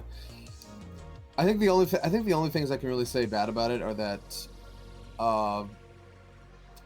one, I'm kind of with everyone else. I think Bumblebee rides the line just on the edge of being too annoying. Yeah. There are. He's like right up against that line. I actually genuinely don't dislike him in the movie, but there are a couple of times where I just thought to myself, I think what hurts it shut more up. is that I think what hurts it more is that he is almost ancillary. You could remove him from this movie and almost nothing would change. Yeah, that's probably the biggest issue. He's almost purely comic relief. Yeah, which kind of makes it stand out worse. Yeah, it's a minor thing. I think the one scene that really stood out to me is why is Bumblebee here and why is he actually giving input, was when they're going outside of Iacon and they're going through the Tomb of the Primes, and Bumblebee is just talking the entire time and just making just quips the entire time, and I'm like, the scene is supposed to be very dramatic and suspenseful, and you are really trying your hardest to undercut that, sir. Yeah. The only other thing I don't like, and it's a minor thing, and I'm I'm fucking sure this has been done before. I've never liked the idea of Starscream being an established like presence, like older than Megatron. The whole high guard thing. I've never liked that develop. I know it's been done before. Yeah, but it has been. And I kind of agree. I've never liked that take on things. I kind of agree because the whole thing with like Megatron and Starscream's dynamic is that Starscream is under Megatron, but Whipping like boy. yeah, he's like under Megatron's foot the entire time. Like that's like Starscream's whole thing. I feel like all the better incarnations of Starscream have him as a younger, like ambitious upstart. You know. Yeah. Having him be this older established figure makes the dynamic really fucking weird. It does, yeah, because like you can tell that they're trying to set up like the traditional Starscream Megatron dynamic in this movie, but it feels really weird considering Starscream is literally this like high-ranking like Cybertronian officer, and Megatron is literally just a minor. So like I would even say like the entire High Guard into Decepticon, which like I feel like that was a too expedient way to set up the Decepticons. Like obviously you have to plant those seeds, but I feel like that could have been a subplot of an entire different movie. Yeah. You know? And it just kind of happens in like this very truncated sort of side thing. But that's about it as far as criticisms go. The rest of it is fantastic. Yeah, no, I can agree with that. Yeah, it's one of the best interpretations of the genesis of the Autobot Decepticon war. Yeah, definitely. And I really love the vocal performances of the characters too. Chris Hemsworth is honestly really good as Orion Pax, and I love his vocal evolution into Optimus Prime. But man, Brian Tyree Henry steals the show in this movie. His D16 is fantastic. No, it's true. It's true. Yeah. I also love the guy that got to play Sentinel. You want to punch him in the voice. I don't even know how that's possible. Dude, they make Sentinel the biggest douchebag in this movie, and it's the best. I love how like I'm familiar with several incarnations of Sentinel Prime, and I like how each successive one has just gotten douchier and douchier. Yeah. And now I don't know how you top this one. Dude, I don't know either, man. I don't know either. Like, he's kind of at his worst in this movie, and that's kind of the best part about him too. Yeah. I love it. I love it. Definitely. No, it was fantastic. And then the other movie I saw, I saw fucking MHA Heroes Rising, but I don't want to talk about that. Yeah. That bad, huh? No, it was fine. I'm just saying this, I don't have much to say about it. The other movie I got from the library was The Wild Robot. I saw that. That was really good. That was really fun. That was cute. That was a cute one. Yeah. Very gorgeously animated. If that was the last movie DreamWorks is ever going to make in house, man, they really animated the shit out of it. Yeah, no, Wild Robot is a gorgeous looking movie. Yeah, no, I really liked it. It was really cute. It's good. It's a good story. Very funny. This was like the one time Pedro Pascal was in something where I didn't even recognize him until the very end. It was like, oh wait a minute, that was Pedro Pascal the whole time. Yeah, you just see his name in the credits and you're like, what the fuck? I shit you not, and you can watch this movie at some point. Near the end of the movie, a character is introduced, and I swore to fucking shit it was Jeremy Lee. And I'm like, what the fuck is Jeremy Lee doing in a DreamWorks movie? It's not her, but damn, it sounds like her. It's weird.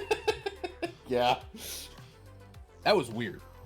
Other than that, no, I really quite like this movie. It's very, very cute, very charming, very heartfelt, superbly directed and animated. It's Chris Sanders. It's right. Chris Sanders. Yeah. Like, has he ever made a bad movie?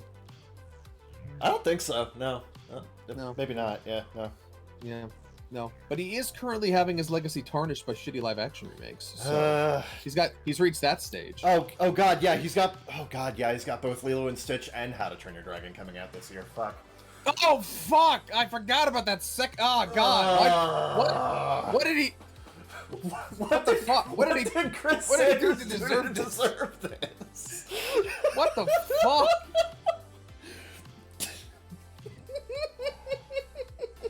need to be entirely honest with you. How do you still believe in a god?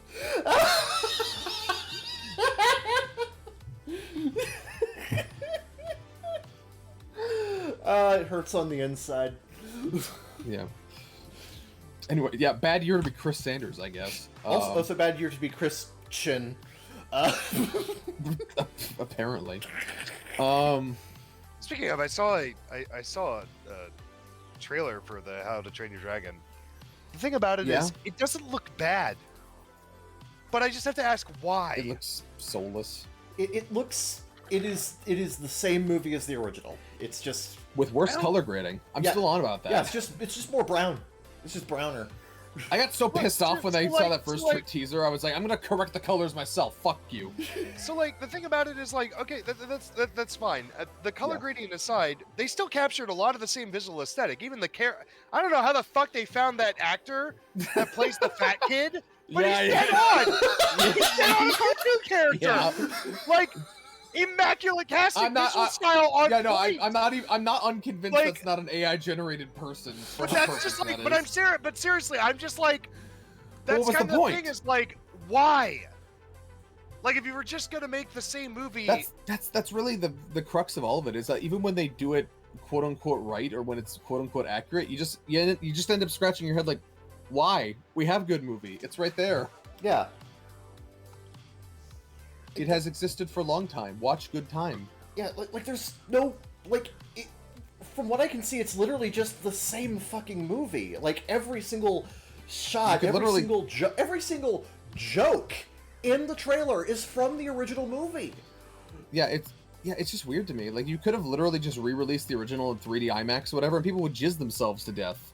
Now, granted, it wouldn't make as much money, but it also wouldn't cost nearly as much money either. Right? Yeah. So like. Oh God. It's just like my question kind of is like, who is this for? Stockholders, I assume, is usually the answer to that question. Usually, yeah. Yeah. Anyway. Bad year to be Chris Sanders. Yeah. Unfortunate to fucking say. Oof. Poor guy. Yep. Anyway, the end of one season is upon us, and the beginning of another season is coming. So it's that time of the year again, where we look at Annie chart and say what we're going to be watching next season. Indeed. So load up that Annie chart. Oh yeah, let's fucking go. Okay, I'll start because I'm already here. Fire Force season 3. I'm going to be watching that. Definitely.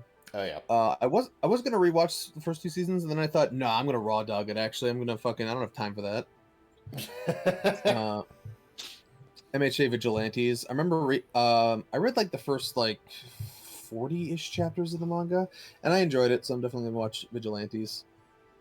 I've heard great things about Witch Watch. I'm gonna check that out. Yes. Yeah.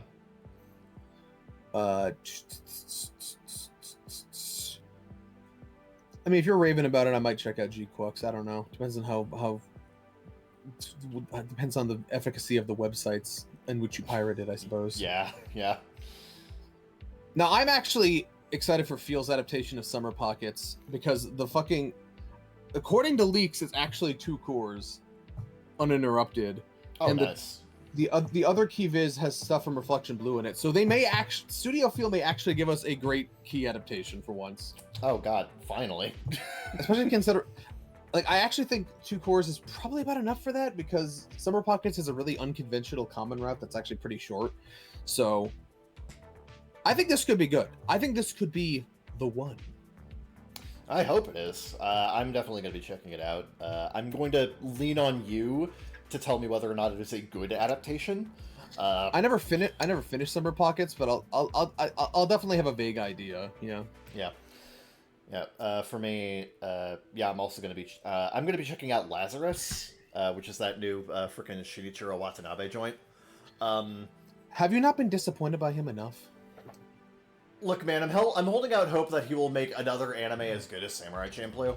Bro, I think everyone does. I think he's washed. I think Watanabe is washed. Look, man, at the very least, this will have good action because it's from the action choreographer of the fucking John Wick Bro, movies, I so. sat through the second half of Space Dandy. I sat through fucking... what the fuck is the one I really hate? God, you just had to remind me of that shit. God, Yeah, damn it. I sat through Space Dandy. I sat through fucking... Terror in Resonance. Terror... Oh my god, that show sucks ass. Terror in Resonance, great animation and like visual direction. Everything else about it fucking sucks. Yeah. That show blows. That is like in the top... That's like in the bottom 10 shows I've ever seen. I think... Where's it on the list compared to Handshakers? I never watched all of Handshakers. Oh. How about My Sister, My Writer? I never watched all of that. I would say it's a better production than that. Definitely. Yeah. Narratively, I don't know. I think a second grader's attempt at like a flip book is better than like My Sister, My Writer. Sure. No, but if like, yeah, no, it's like glass slip tier. It's like that bad. Oh yeah. Yeah, I would put Terror in Resonance and Glass Slip on about the same level of being really pretty, but really fucking boring and dumb. Yeah. No, like, I mean, good on you for having hope in him, but I think I've been of the opinion Watanabe has been washed for a long time now. He's fucking cooked. Yeah. Yeah. He's just fucking cooked. Yeah. Yeah. Well, I will give. Look.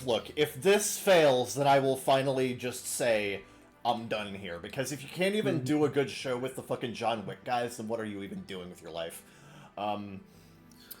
He's doing it with the John Wick guys. Interesting. Well, then if it's good, I'm going to attribute it all to the John Wick guys. There you go. That's it. Yep. I can maintain my opinion. I was right all along. Yep. No, yeah. I'm gonna check out Lazarus, G-Quux, Witch Watch, Summer Pockets.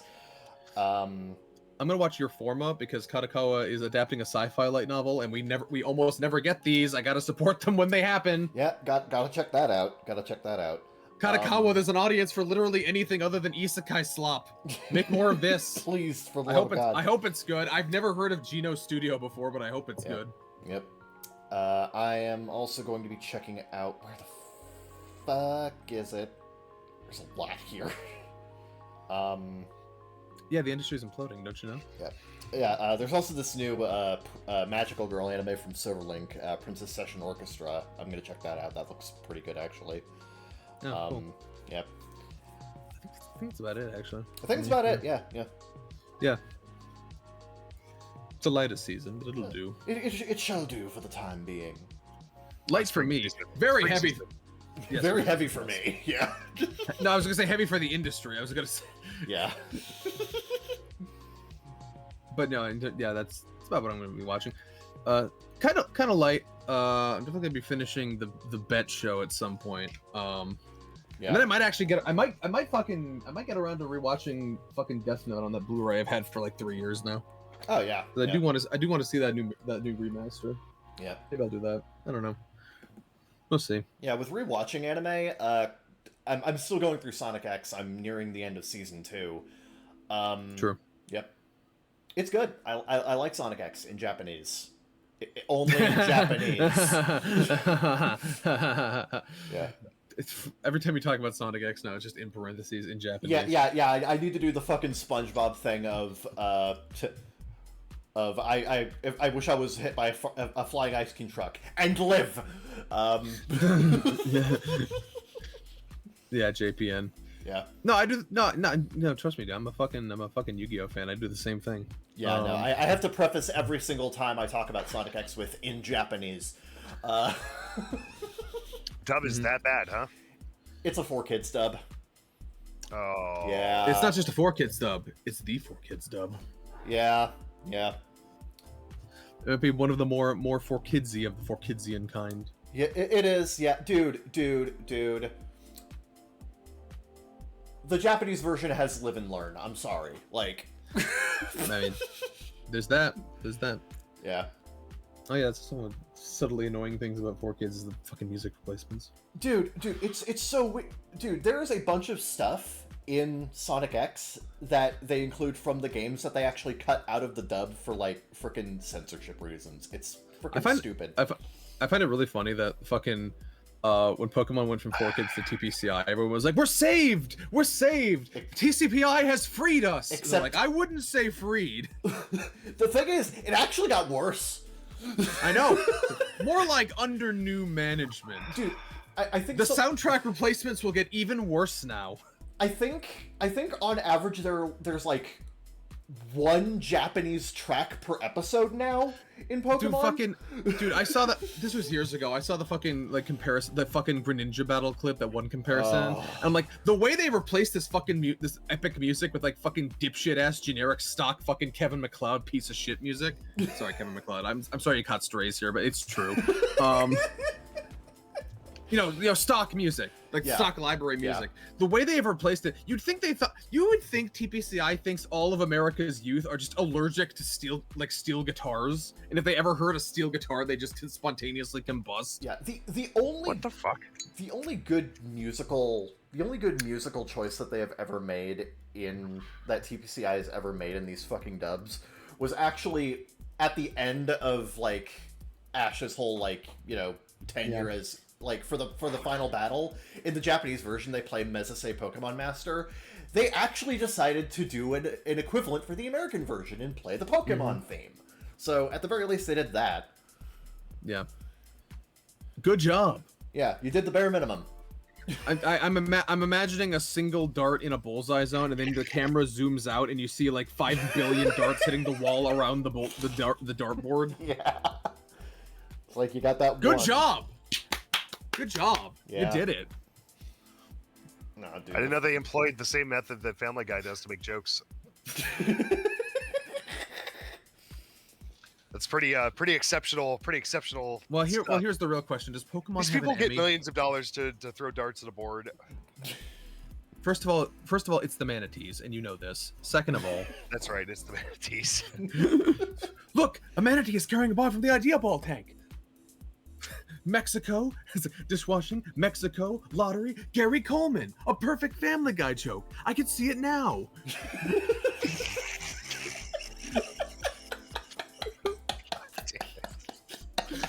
The manatees carry the idea balls across the tank and sorted into the great chasm of ideas. God, Jesus Christ. That's For a while, though, they weren't wrong. yeah. Like, Cartoon Wars is great. For a while, like, they were not wrong. Family Guy. Peter, humor you was- forgot to do the laundry again. You think that's bad? Remember the time I won a trip to Mexico with Gary Coleman? Por favor.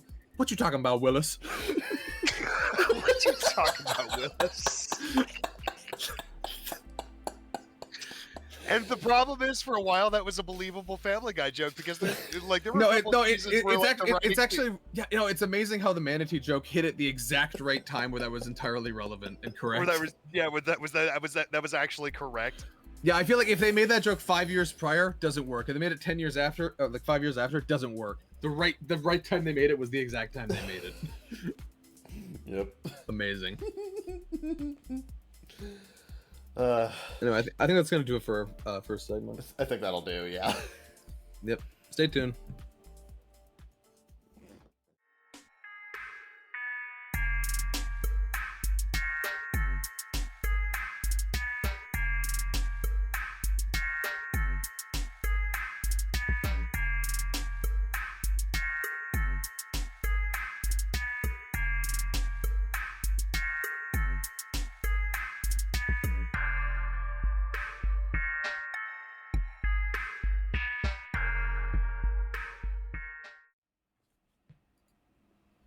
Welcome back to the Baka Gaijin show. It's time for the Reddit dive.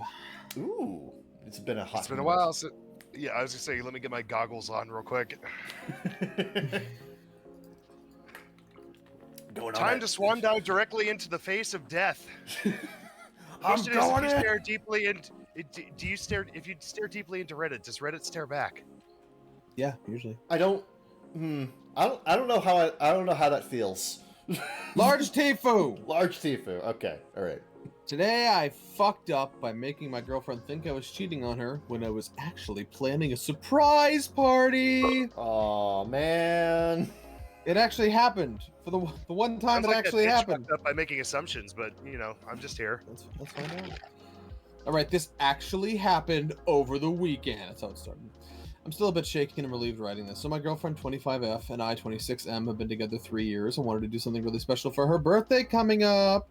I decided I'd plan a surprise party and propose to her at the party in front of our friends and family.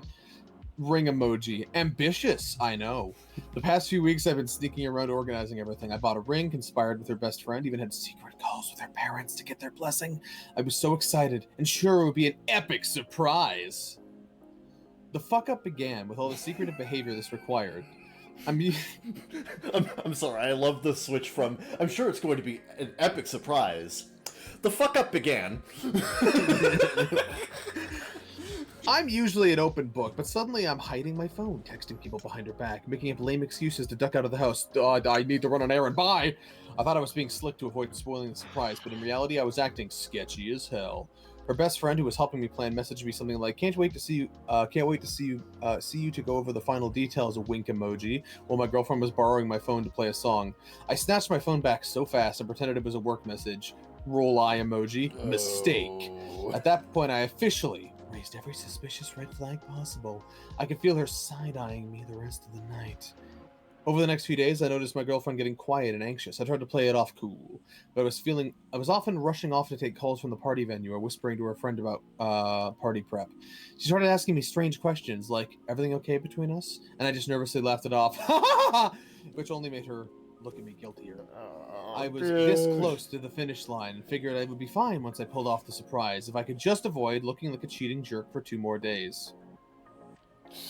Last Friday, it all came crashing down. I came home and found my girlfriend in tears, holding my iPad. Pro tip, if you have Apple devices, they all get your iMessages. Grimace emoji. Yeah. She had seen some of my message exchanges with her best friend about the plan and keeping it secret. One out of context line from me said, "I can't wait to finally do this. It's so hard to keep lying to girlfriend." I meant lying to her about why I was busy, but out of context, that looked so bad. She confronted me sobbing, thinking I was having an affair with her best friend or something. She was shaking. My heart absolutely dropped into my stomach, and I started panicking, trying to explain, "It's not what you think!" It took me a solid minute to get her to stop yelling and listen. I was literally on my knees, not exactly how I planned this, trying to calm her down and tell her the truth. I said, "I swear I was lying because I'm planning a surprise for you. Please just open that closet." She was confused, still sniffle crying, and opened the closet where I'd hid her birthday gift bag with a ring box inside. She turned back to me and I just blurted out everything. The party, the proposal, how her friend and parents were in on it, and that I'm an idiot. She went from crying angry to shocked crying, and finally started happy crying once it clicked. I ended up officially proposing to her right then and there on our living room floor, because why not at that point? Why not? Why not at that point? YOLO. Oh Not my the grand romantic tableau I'd envisioned, but the ring made it onto her finger. What the fuck is this emoji? Oh, You sound like a guy. You sound like a guy throwing horseshoes. The ring made it onto her finger. Party blower emoji. She said yes, through lots of tears and a half laugh about how absurd the whole situation was. We sat on the floor hugging each other, both kind of trembling. Her from the emotional roller coaster I put her on, me from narrowly avoiding complete disaster. Later on, when things calmed down, she did kind of scold me. "You dummy, I really thought you were cheating. You scared me." Fair. I feel like a total jerk for putting her through that. We also had a laugh when she realized her best friend's wink texts were about cake and decorations, not secret hookups. In the end, we decided to still go through at the birthday party that night and act like the proposal was a surprise in front of our friends. It was awkwardly hilarious because everyone but her thought she was genuinely surprised when I got down on one knee. They had no idea she had found out beforehand. We hadn't told that part of the story to our families yet. That little fiasco is just between us and, well, the internet now, I guess. What a great story. Unfortunately, not a large Tifu! Not a large Tifu, but it was... What is this happy ending horse shit? Get out of here! It was on the razor's edge of being a Tifu. Both of you in the trebuchet now! You're going to Brazil. You're going to Brazil. Oh, God. Yeah, not a large Tifu. Yeah. You almost botched your proposal, but you didn't. So not a large Almost Tifu. isn't bad enough. To be fair, I'm not sure I like this line of thinking that we are basing all of our examinations on results and not like results-based thinking is difficult. Yeah. But It is not good. I think the result defines a fuck up, though, is my thing. yeah. Because it's like, how bad did you fuck up? You know? Yeah, we have literally read Excel fuck ups marked as Excel, where the ending is literally just, and everything turned out fine, and everyone's happy, and we're better off than we were before. I'm like, that's not a fuck up. Yeah. You fucked up by fucking tagging it, idiot. Dude, there's some dude. I'm just saying. I disagree, but okay. Dude, I'm just saying. Rocking Ear Guy was only a large. I will say, it could have gotten a lot worse. The I would perspective still of- never do this again. I would stay away from this line, like this line of surprise parties well, forever. I don't know. with her. I don't know if you know about this thing about marriage proposals. They tend to only happen once. Be really weird if this is like your third time. I respect the. Let's look up the perspective- statistics on that. Okay, But once the per same person. I appreciate the perspective Yeah, of and with the Rockin' Ear next Guy. girl, I'm maybe trying to you compliment should- Rockin' Ear Guy here. All right. All I'm. I appreciate the perspective of Look, let's Rockin' just Ear all be Guy glad who that had a Ocean didn't rock work. in his ear for 13 Look, years and look, decided, look, you know let what, me- that's only a large Let me Tifu. just say, let's be glad Ocean Gate didn't work out, because that would be a small Tifu. Oh yeah, the design was a small Tifu. And then Ocean Gate leads to like, a bunch of other people This doing. motherfucker's the gonna same make me thing, and then blow they out all die. another mic. All right. A bad idea is a bad idea. Yeah. An error in logic is an error in logic. Rockin' Whether or not Ear it Guy, works out. 13 years, thought about it, went, you know what, large. Yeah. I appreciate his restraint. If I had a fucking rock lodged in my ear for 13 years, I would not be going, large. People have had worse problems. Yeah. I had a rock in my ear for 13 years! Christ. Okay. Okay. On the other hand, that rock could have just fallen out, and it would have been a small Tifu by your definition. Still not great to put a rock in your ear. Yeah, it's still not great, but yeah. But again, results. But the results, like, ugh. Anyway. Hold Hold on.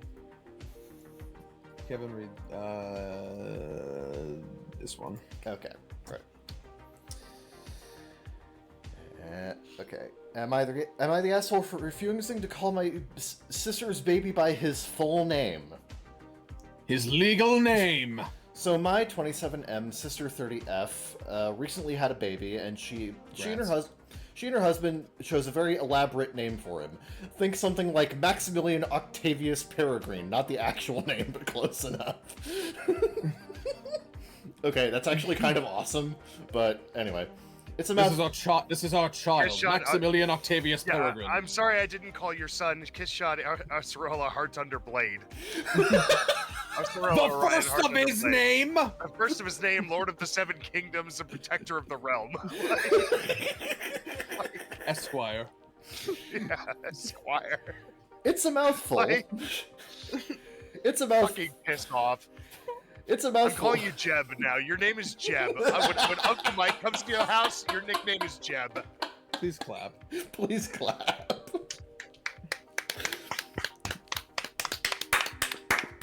Okay. Okay, alright. Anyway, continue, Kevin. It's a mouthful, and while it's cool and unique, everyone in the family has naturally started calling him Max for short. Disrespectfully. Well, my sister is furious about this. She insists that he should always be addressed by his full name because they carefully curated it. That's a way to describe that process, I guess. And shortening it is disrespecting their vision.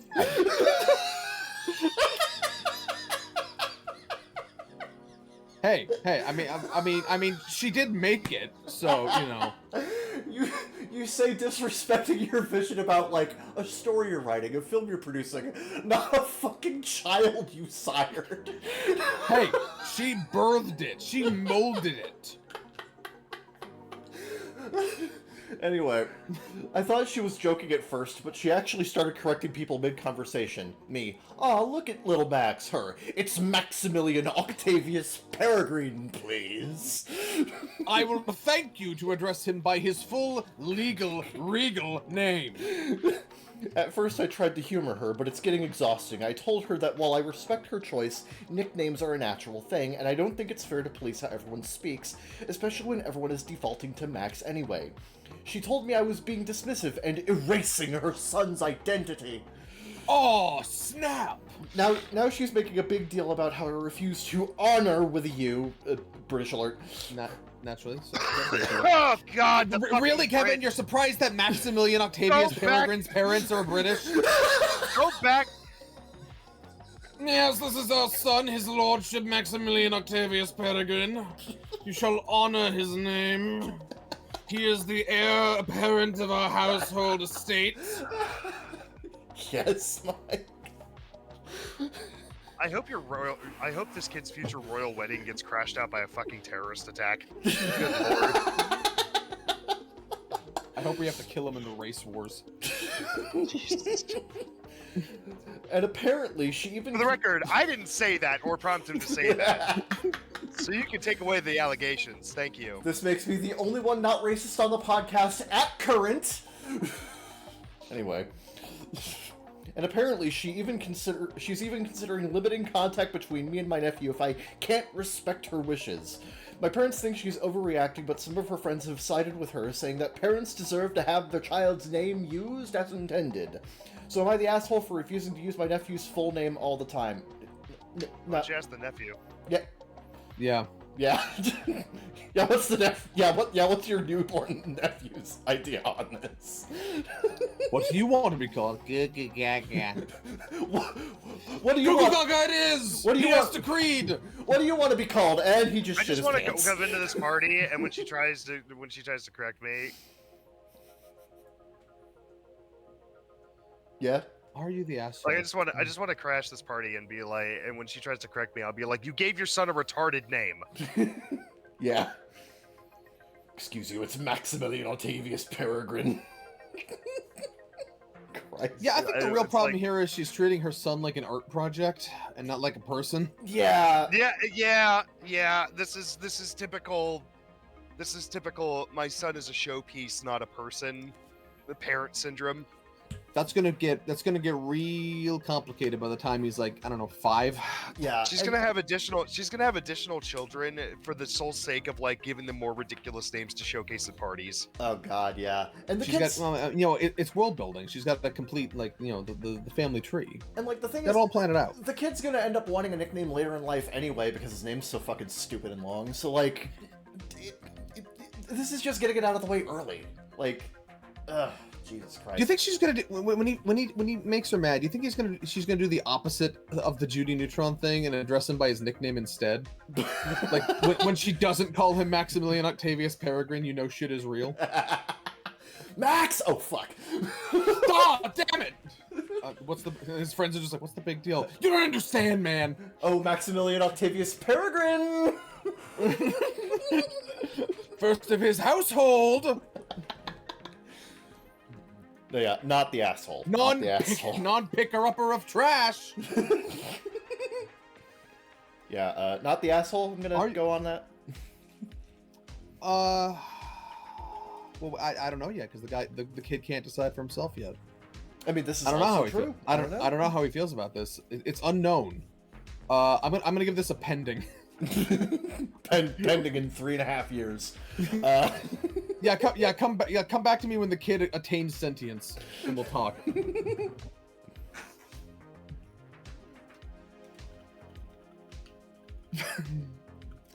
Fun.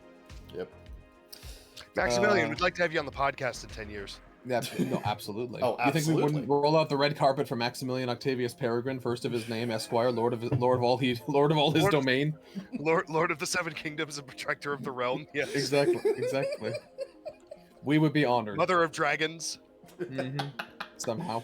Yes, somehow. This kid is destined to bring the Dragon Riders back to Norn. Jesus Christ.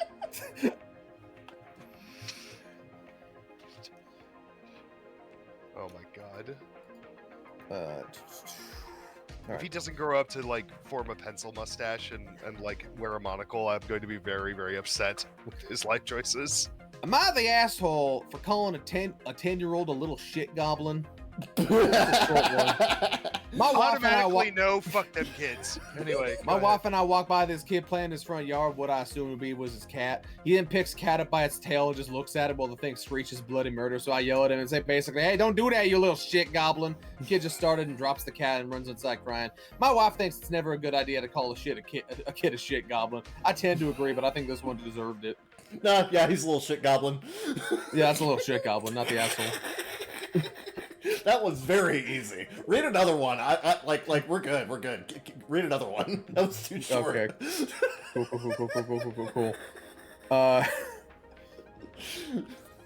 Fucking extra. Okay. Am I the asshole for refusing to sleep on the couch? Okay, this one sounds more interesting. Okay. I, 22M, told my girlfriend 20F that I was going to the bar with my friend 24M and his girlfriend 21F to celebrate her birthday. Not the same one, I hope. I was leaving at 7 p.m. and said I would be gone for at most 2 hours. I offered to grab my girlfriend fast food for a late dinner. She was okay with this plan. I even texted her a few times while I was there. I only had one drink and one test tube shot. Is that what they're called? Huh. Test tubes. Were you partying at a lab? What the fuck? Hold on. I gotta look that I up. only had Hold one. I only had one beaker. Calm down. Oh, okay, yeah, okay. So like, there are actually there are alcohol shots you can do from like actual fucking test tubes, like plastic test tubes. So like, okay, all right. Interesting. I paid for the 3 shots to celebrate her 21st. My buddy paid for my drink since he lost a bet on the way to the bar. I get home and my girlfriend is in bed watching TikToks. I hand her the food bag. Since it was a late dinner, I didn't mind if she wanted to eat in bed. She gets up, so I assume she's going to eat at the table, but she tossed the food in the bin. First of all, British alert. Second of all, telling me that she already ate. Okay, that's fine. All right. We could have put the food in the fridge or something. I would have eaten it for breakfast. I mentioned this to her. She starts going in on me about how I'm a shitty person for enjoying a drink with some whore. She saw the photo of us online, the photo of the 3 of us. I texted her throughout the night and even said that my friend brought his girlfriend since it was literally her birthday, but she didn't answer back. She was so mad that she told me to sleep on the couch, that I was drunk and she feared for her safety. I was not drunk. I was not going to harm her. I refused to move. I paid for this damn bed. She grabbed the blankets off me and threw my pillow across the room, knocking over my desk lamp. I told her to stop being such a bitch and just sleep, that we could talk about it in the morning. She got defensive and left. I did not try to stop her or even text or call. I guess she went to her parents' house. Her friends are telling me that her friends are telling me that I'm the asshole. My friend and his girlfriend are telling me to break up with her. I don't need this toxicity in my life. I think you should break up with her and you don't need this toxicity in your life. I think you should break up with her and you don't need the... No, dude. Fucking... I think you should break up with her and you don't need this toxicity in your life. You don't want to sell me death sticks. You want to go home and rethink your life. I want to go home and rethink my life. Nah, I don't want to sell you death sticks. I want to go home and rethink my life. That is the best scene in Attack of the Clones. No, there's an edit. There's an update that's relevant. Oh, okay. Edit. I apologize for my misleading first sentence. The original plan was just drinks with my buddy. The plans changed. His girlfriend joining us throughout the night. I texted my girlfriend to update her. I never received any text back. So I took no text back as okay from my girlfriend. Okay. He said to clarify my girlfriend is underage, and I was confused for a second. I'm like, oh, to drink. Okay, to drink. Got it. Okay, and legally can be carded and escorted out by any staff from being near a bar or casino in my state. State? Oh, he's not British. Okay. What the fuck do you refer to it as a rubbish bin then, you idiot? Fucking fake British alert. Fake Brit. We've been bamboozled. Those aren't real beans.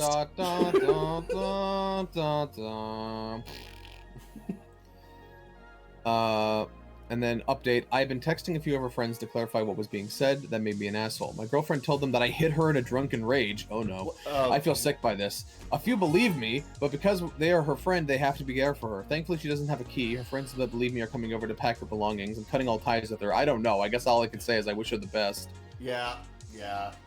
Once that was spoken, the top comment was like, "Bro, you need to take immediate action to save yourself legally. She is not allowed back in that house. All communication should be written. Do not speak on the phone or in person. Consider getting cameras for the interior of your house. So in the event that she comes to get her stuff or arrange to have her mutual friends or witnesses present, do not interact with her or allow her into the home without other people there. Don't assume this is a simple rumor, and don't assume you'll win or come out even in a he said she said scenario. Protect yourself and get this woman out of your life." No, yeah, she is dangerous. She is absolutely dangerous to you. So, not the asshole. Yeah, like ultra not the asshole. Mm-hmm. Like whenever anybody sees their significant other with, someone of the opposite sex and immediately goes that hard into assuming that they're cheating on them, that is like a fucking like bright red flag. It's like that's not good.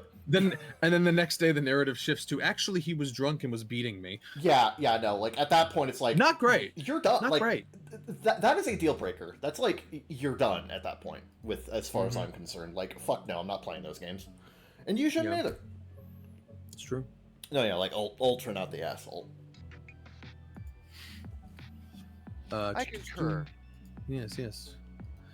I'm glad we're in agreement. Okay. Kevin, read this one. Alrighty then. Oh dear God. Okay.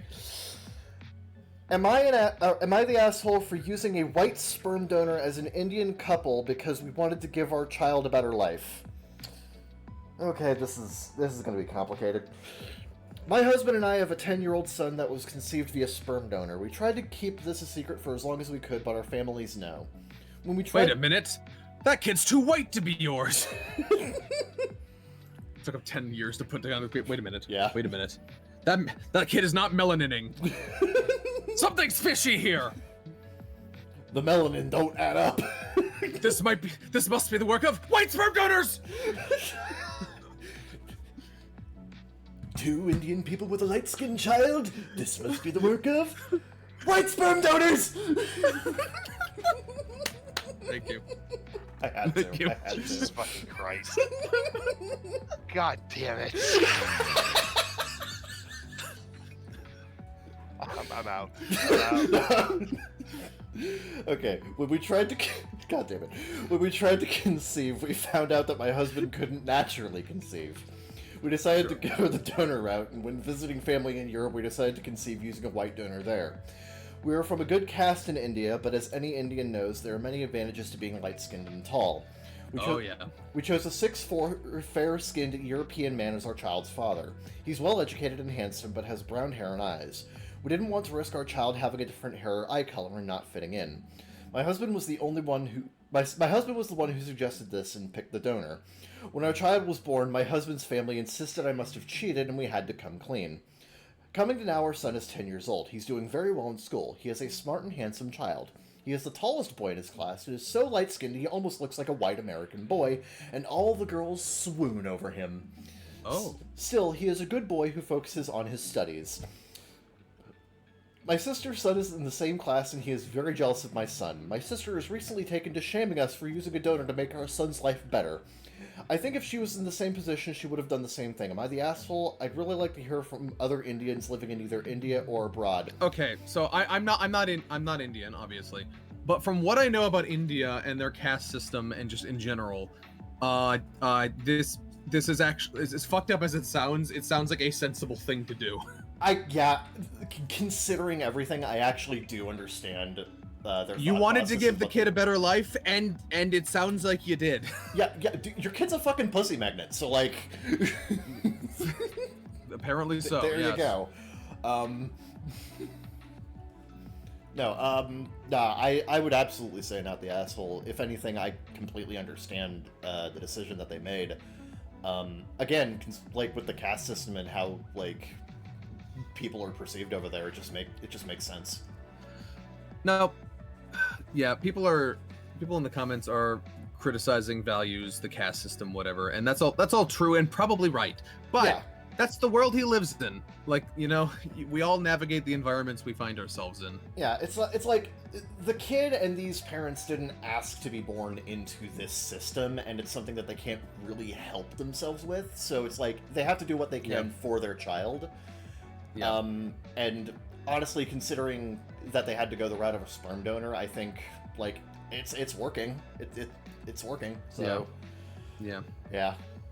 I feel like we are too culturally divorced from this to do anything other than nod and go, yeah, okay, yep, Yeah. that's a thing you did. Yeah, I mean, again, we can criticize the system of like India's like social systems and shit like that. Can and absolutely will at every turn, but Yeah, you know, but, like- that's just me. Yeah, but like that's outside of the entire scope of this ITA. So Yeah, in the terms of evaluating the individual choices you have made, there's nothing wrong with this. Yeah. You know, so not the asshole. There's nothing abnormal. Yeah. Am I the asshole for hiring a mariachi band to follow my brother around for a week after he ruined my wedding? This is a writing assignment. Move on. This isn't real. Absolutely, but I'm gonna do it anyway. this sounds So my brother, okay. my 27F brother 30M is what you'd call a prankster. By the way, whenever I emphasize something, know that it's bolded. Okay. Is a prankster, but not the funny kind, the ruins major life events kind. My wedding was last month. I had one simple rule: no pranks. I made him sign a contract. Yes, a literal contract, stating he wouldn't pull anything. He laughed, signed it, and promised to behave. Fast forward to the ceremony. Everything was perfect. Until I heard loud honking. My brother had hired a literal herd of goats to be released right outside the venue during our vows. Apparently, he thought it'd be funny because my husband's last name is Shepherd. Cue absolute chaos. Goats running everywhere, guests screaming, my dress getting chewed, my mother-in-law crying because she thought it was an omen of something. My husband, furious. I was livid. My brother, laughing his ass off. That's when I decided petty revenge was necessary. I hired a mariachi band, a loud, enthusiastic one, to follow my brother around for a full week. They played nonstop, from morning until night. At work, mariachis. At the gym, mariachis. On his date night, surprise, it's the mariachis! He called begging to stop, saying he was getting in trouble at work, and that his girlfriend was threatening to break up with him. I told him, should have thought of that before you released a petting zoo at my wedding. Now my family is saying I took it too far, and that it was just a joke. Am I the asshole?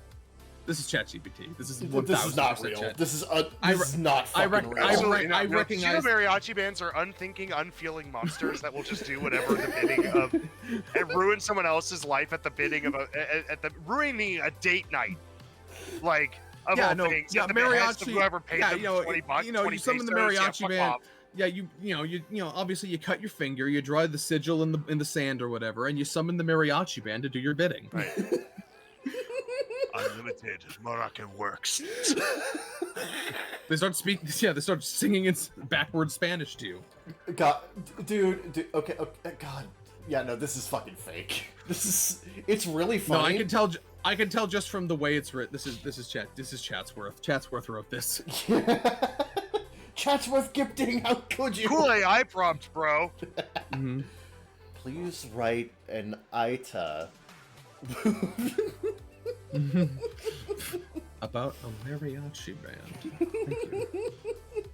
No way this guy's married either. The whole premise is like. I really like this comment. I'm laughing so hard. Please remove all the bold and italicized text next time you use ChatGPT. It makes it too obvious. Yeah.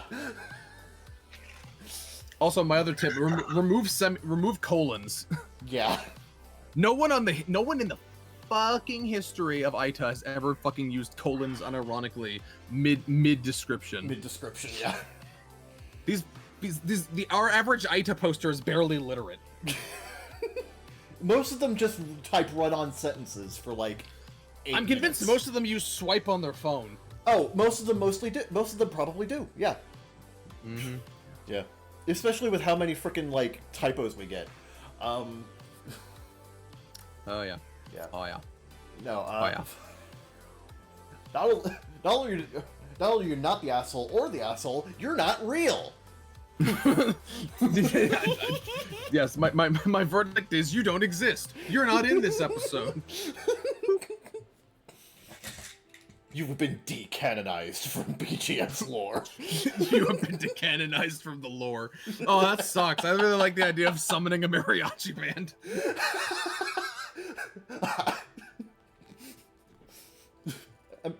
God damn it. Yes, mariachi band, I have summoned you. I will submit my soul. Okay, Do my and- bidding. Haunt them. I summon mariachi band and roll for 2d6 psychic damage. Christ. It's like the mariachi band is like fucking. It's like. It's be a great D&D. This would be a great D&D power, Remember though. fucking Knuckles' you power to like attach. you could summon a mariachi band to like psychologically torment the opponent. Like, No, I'm reminded. Remember Knuckles' power, Kevin, of attaching APR to someone and it absorbs their nen. It's like that, but Oh, it's a God, mariachi band. next time I make I can't get it off me.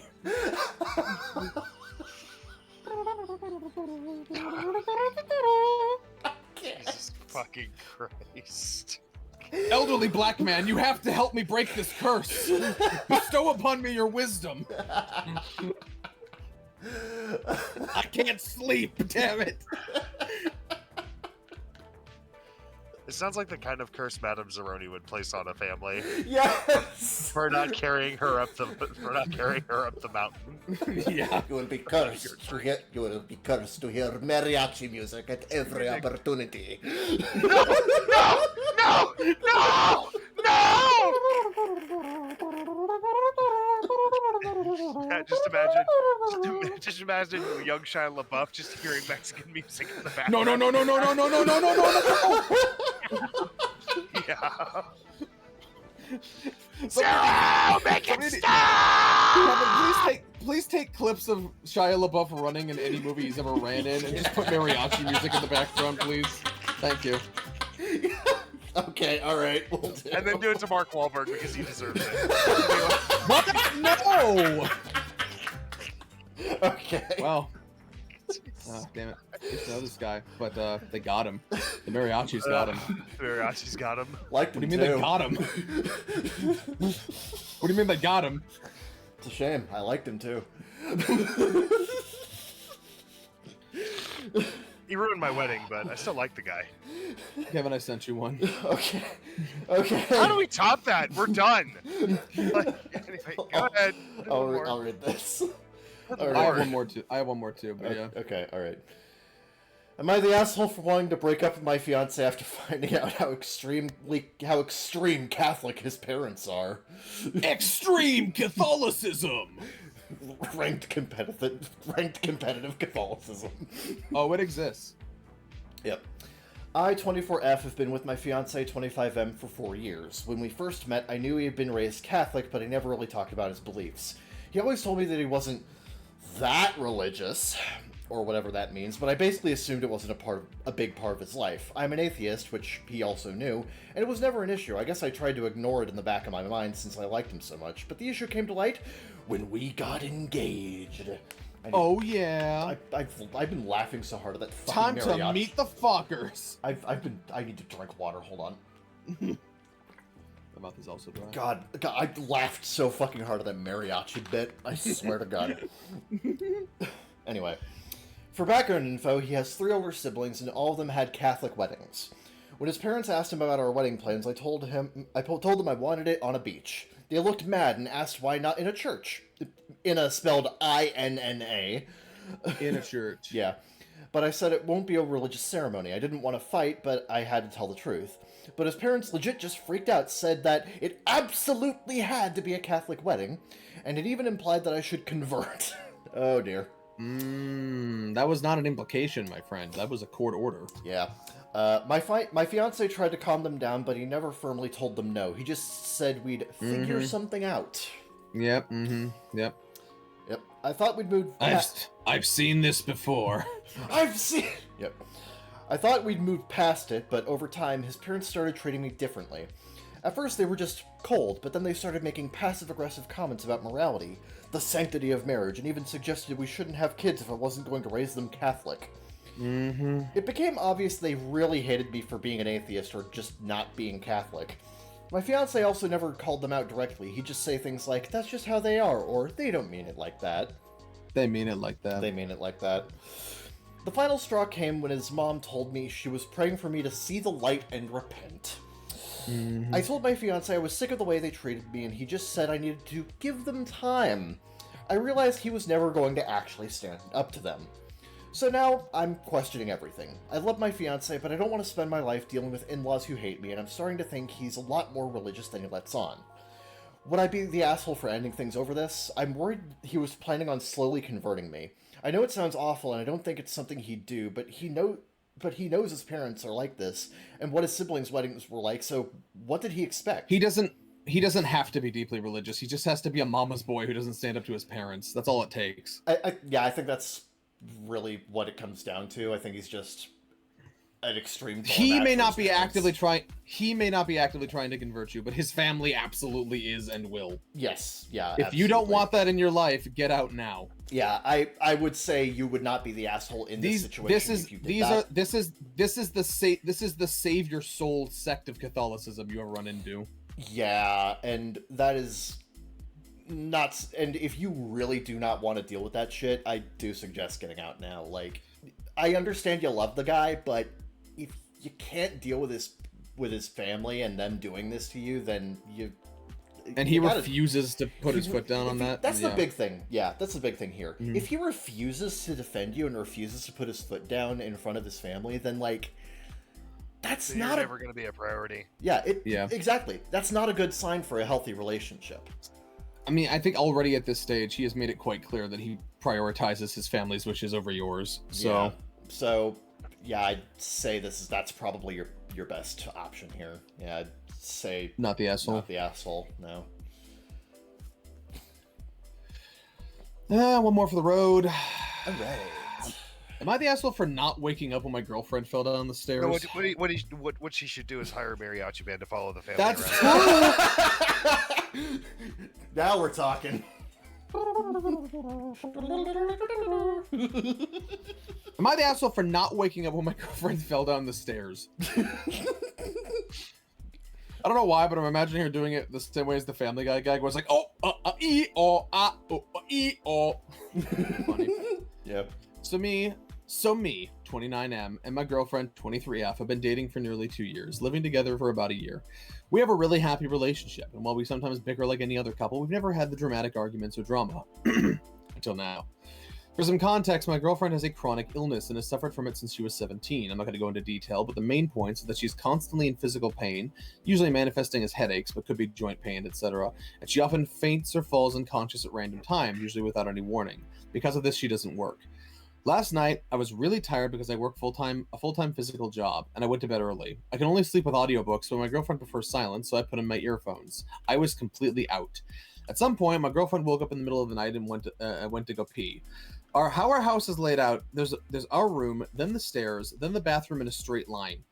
So after she went, she was coming back to her room and she went unconscious and fell down the stairs. Obviously, I was asleep, so I didn't notice until the paramedic woke me up at like 3 a.m.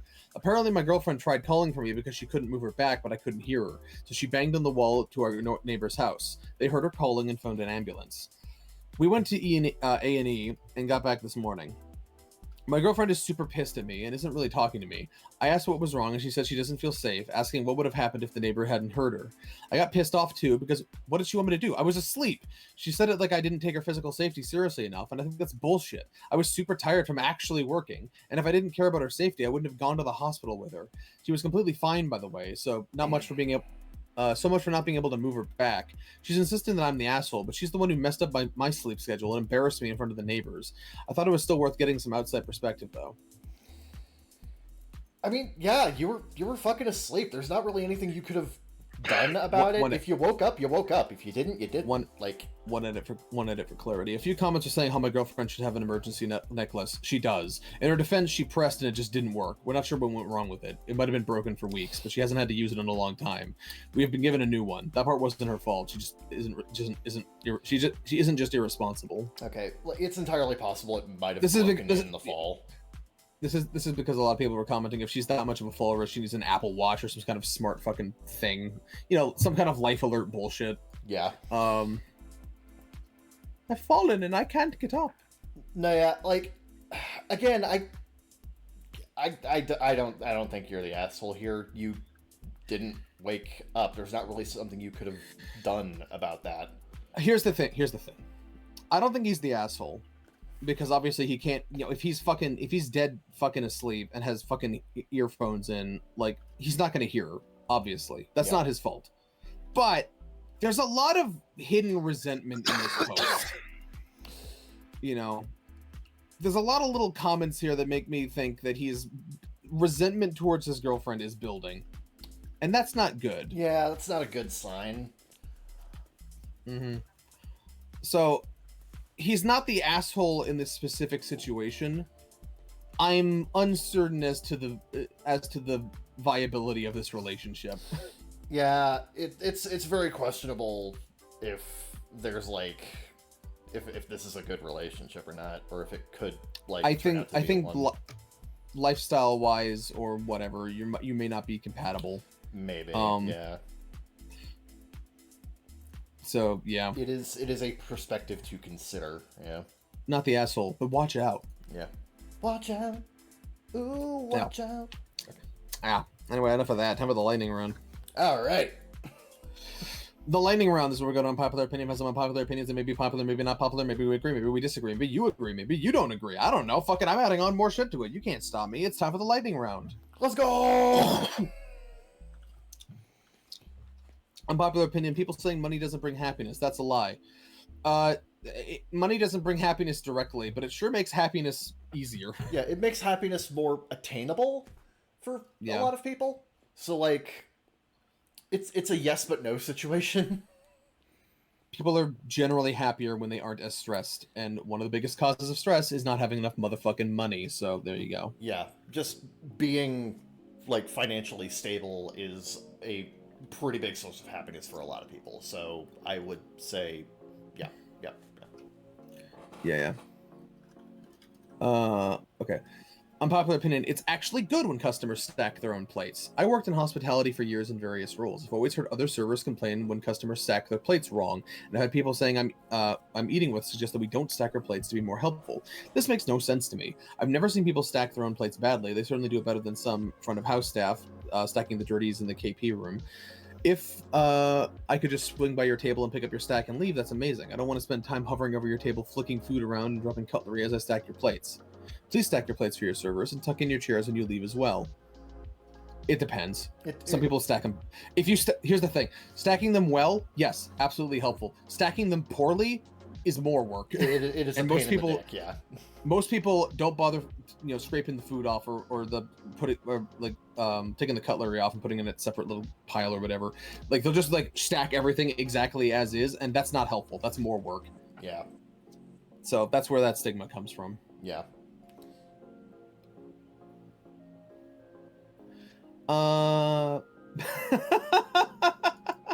Okay. Sometimes I just read one of these and go, what made you get on this topic? Unpopular opinion, just because monkeys open the banana that way doesn't mean it's the right way to open them. I'm like, what caused this? Who are you mad at, bro? Who are you? Okay, I really want to know what argument this person got into to like be mad enough to make this into an unpopular opinion post. Opening a banana from the stem side is better, just because that way you don't end up squishing the ends and you're able to remove the peel more easily once you can grip the stem while you do it, which makes the whole process much cleaner. The only reason people think otherwise is just an appeal to nature because monkeys do it. Yeah, this guy absolutely got Move on with somebody. I love this guy. You're aware the monkey thing is only the second place reason why you opened it that way, right? The primary reason is because it leaves a perfect Mario Kart cartoon style banana peel. Great argument. Yeah, okay. Good argument. There you go. Unpopular opinion, gas should only be pumped on the side your cap is on, especially at places like Costco with many, many lanes and tight middle lanes. You should not be standing in the middle and bringing the nozzle to the complete opposite side of your truck to fuel it. Use the lane with the pump on the side with your gas cap. I kind of agree. And I really like that. I really like this. You can definitely tell this guy was just at Costco and just saw this, and he is mad. Just sees some dude doing this with his fucking massive ass truck, and he's like, "Oh, Reddit's got to hear about this." Oh, Reddit has to hear about that. I still gotta post that fucking photo or whatever.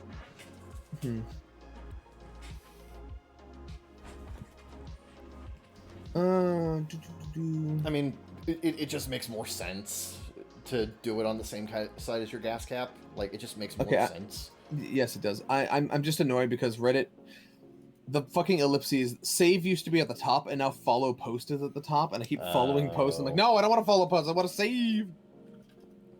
Save. Save.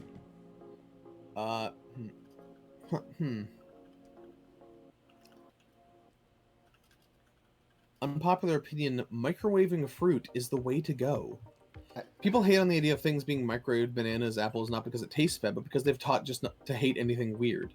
Microwave fruit feels like a warm hug from the inside. It's fun to experiment with taste and texture post-microwave.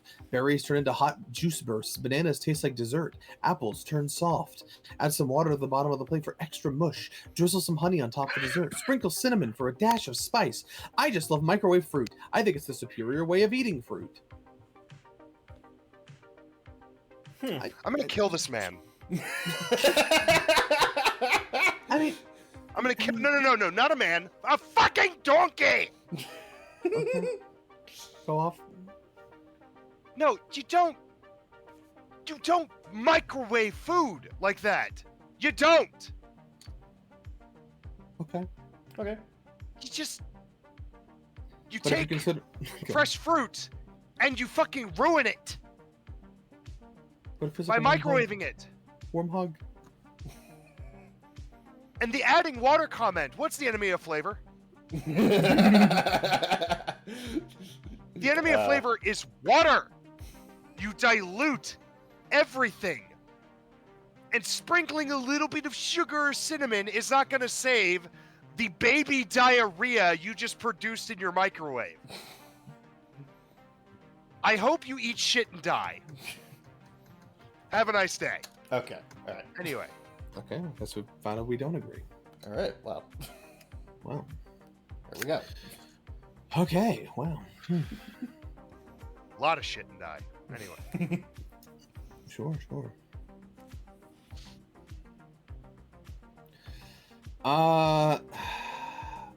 Fucking. No, that's fucking stupid. No, that's. God, this sucks. What am I supposed to do with this shit? Windy days are worse than rainy days. Fuck off. Right. What the fuck am I supposed to say with that? A small duffel bag is the best luggage to take anywhere. Sure, I guess. Okay. Tomato soup is gross. All right. All right. Haribo makes the worst gummies. I mean, I agree, but okay. No, Haribo, actually, what the fuck? no, Haribo sucks. What's better than Haribo? I don't know what's better than Haribo. I'm not a gummy connoisseur. I just don't You like the can't gummies. fucking say that then! I've tried one. It sucks. I'm not saying Okay. I've had other gummies. I just don't know the makers of other gummies. They're the ones with the brand power. I just think that their flavors are weaker and they fucking are really hard and tough to chew. Although admittedly, maybe I've just had the wrong ones. I don't know. Yeah, you've had the wrong ones. The regular gold bears are fine. Like maybe you've had the ones that intentionally have like hard candy like coated around them, the mixed ones. I don't remember that being candy at all, but maybe. Okay. Anyway. What the? Yeah, this is the problem with like our unpopular opinions. Some days you just get this line of people who have just like the wildest fucking opinions, and there's actually stuff to talk about, and then you get fucking shit like this. Yeah. Yeah, sorry. This guy was complaining about bubble skirt dresses. I had to look at what the fuck that is. No, that's fine. What the hell are you talking about? Who made you mad? Right, yeah, like, oh god. Who made you mad? Yeah. Breakfast tacos suck because tortilla and eggs don't go well together. I think they do. I think they do. Yeah. It's fine. People need to chill about mayo. God, people have food opinions today. It's a lot of food opinions today. I do agree. People need to chill about mayo. Yeah, no. Chicken wings suck. I hate being asked if I'm gonna go grab wings, my friends. I'm talking about the little chicken wings. The fucking self. Reasons this food sucks. Number 1, annoying deed. Why am I fighting these little ass bones for this food? Reason number 2, you get the smallest amount of protein and too much effort to get 2 bites of chicken from every wing. Just give me the whole chicken leg, please. What are we doing? Oh, he's a two-biter. He's a two-biter. Kill him. Kill him now. Kill him now. Reason number 3, wings are expensive. No, I am not paying $1 per each wing, and cheap fast food wings are always atrociously rubbery. Number 4, the sauce or rub is either way too overpowering or spicy and messy, and you can't taste it at all and feel like you got robbed. I do not feel satisfied with eating chicken wings. It is like extending an appetizer to the whole meal. I am just slightly less hungry, way more messy, way more broke after I eat wings. I'm gonna go to Roosters after this podcast to eat wings to spite this fucker. Bro, just lost out about fucking chicken wings. What's with all the food ones? It's all food. Hard tacos are terrible. Carl's Jr. Hardee's is the worst fast food. Sugar cookies taste better than chocolate chip cookies. What are these? What is everybody on about food today for? And they're all wrong. I hate FPS games. They're all the same. Third person is just better than every way. Every third person game is the same too, you fucking idiot! It's just a camera! Christ. The best part of a slushie is the brain freeze. So this is not r/sadomasochism. The best part of a slushie is ow, my fucking head! Yeah. Warm cookies are better than warm cookies. Oh, don't tell the microwaving fruit guy that. He was on the cusp of discovering microwaved cookies and you just ruined it for him.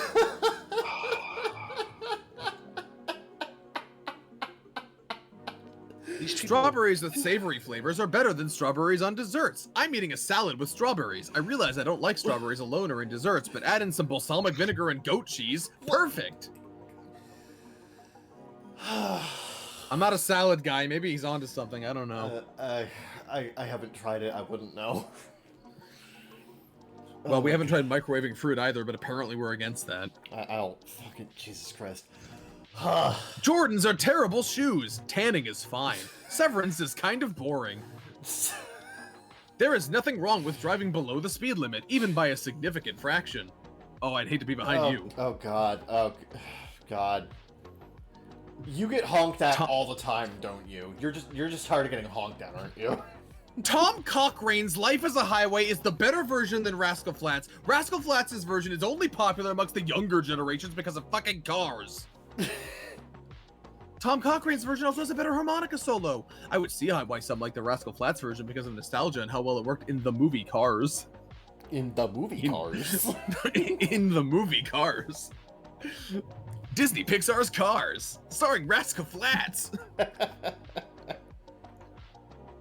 Wow.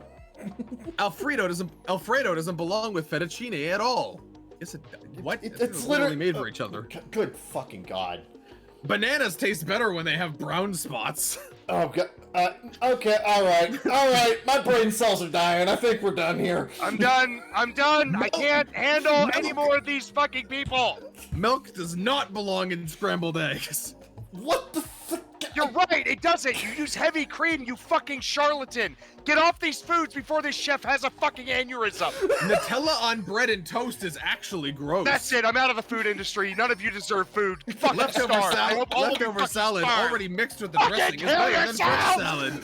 Coconut macaroons are horrible. Chocolate chip cookies are boring. Next thing they're gonna say is chicken sandwiches should exist without lettuce, and I'm about to lose it. What are you talking about? You clearly agree. They're best without lettuce. No, I don't not anymore. It was a mistake. It was a mistake. It was a mistake. It was a mistake. It was a mistake.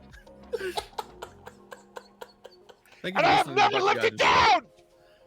Thank you for listening to the Baka Gaijin show.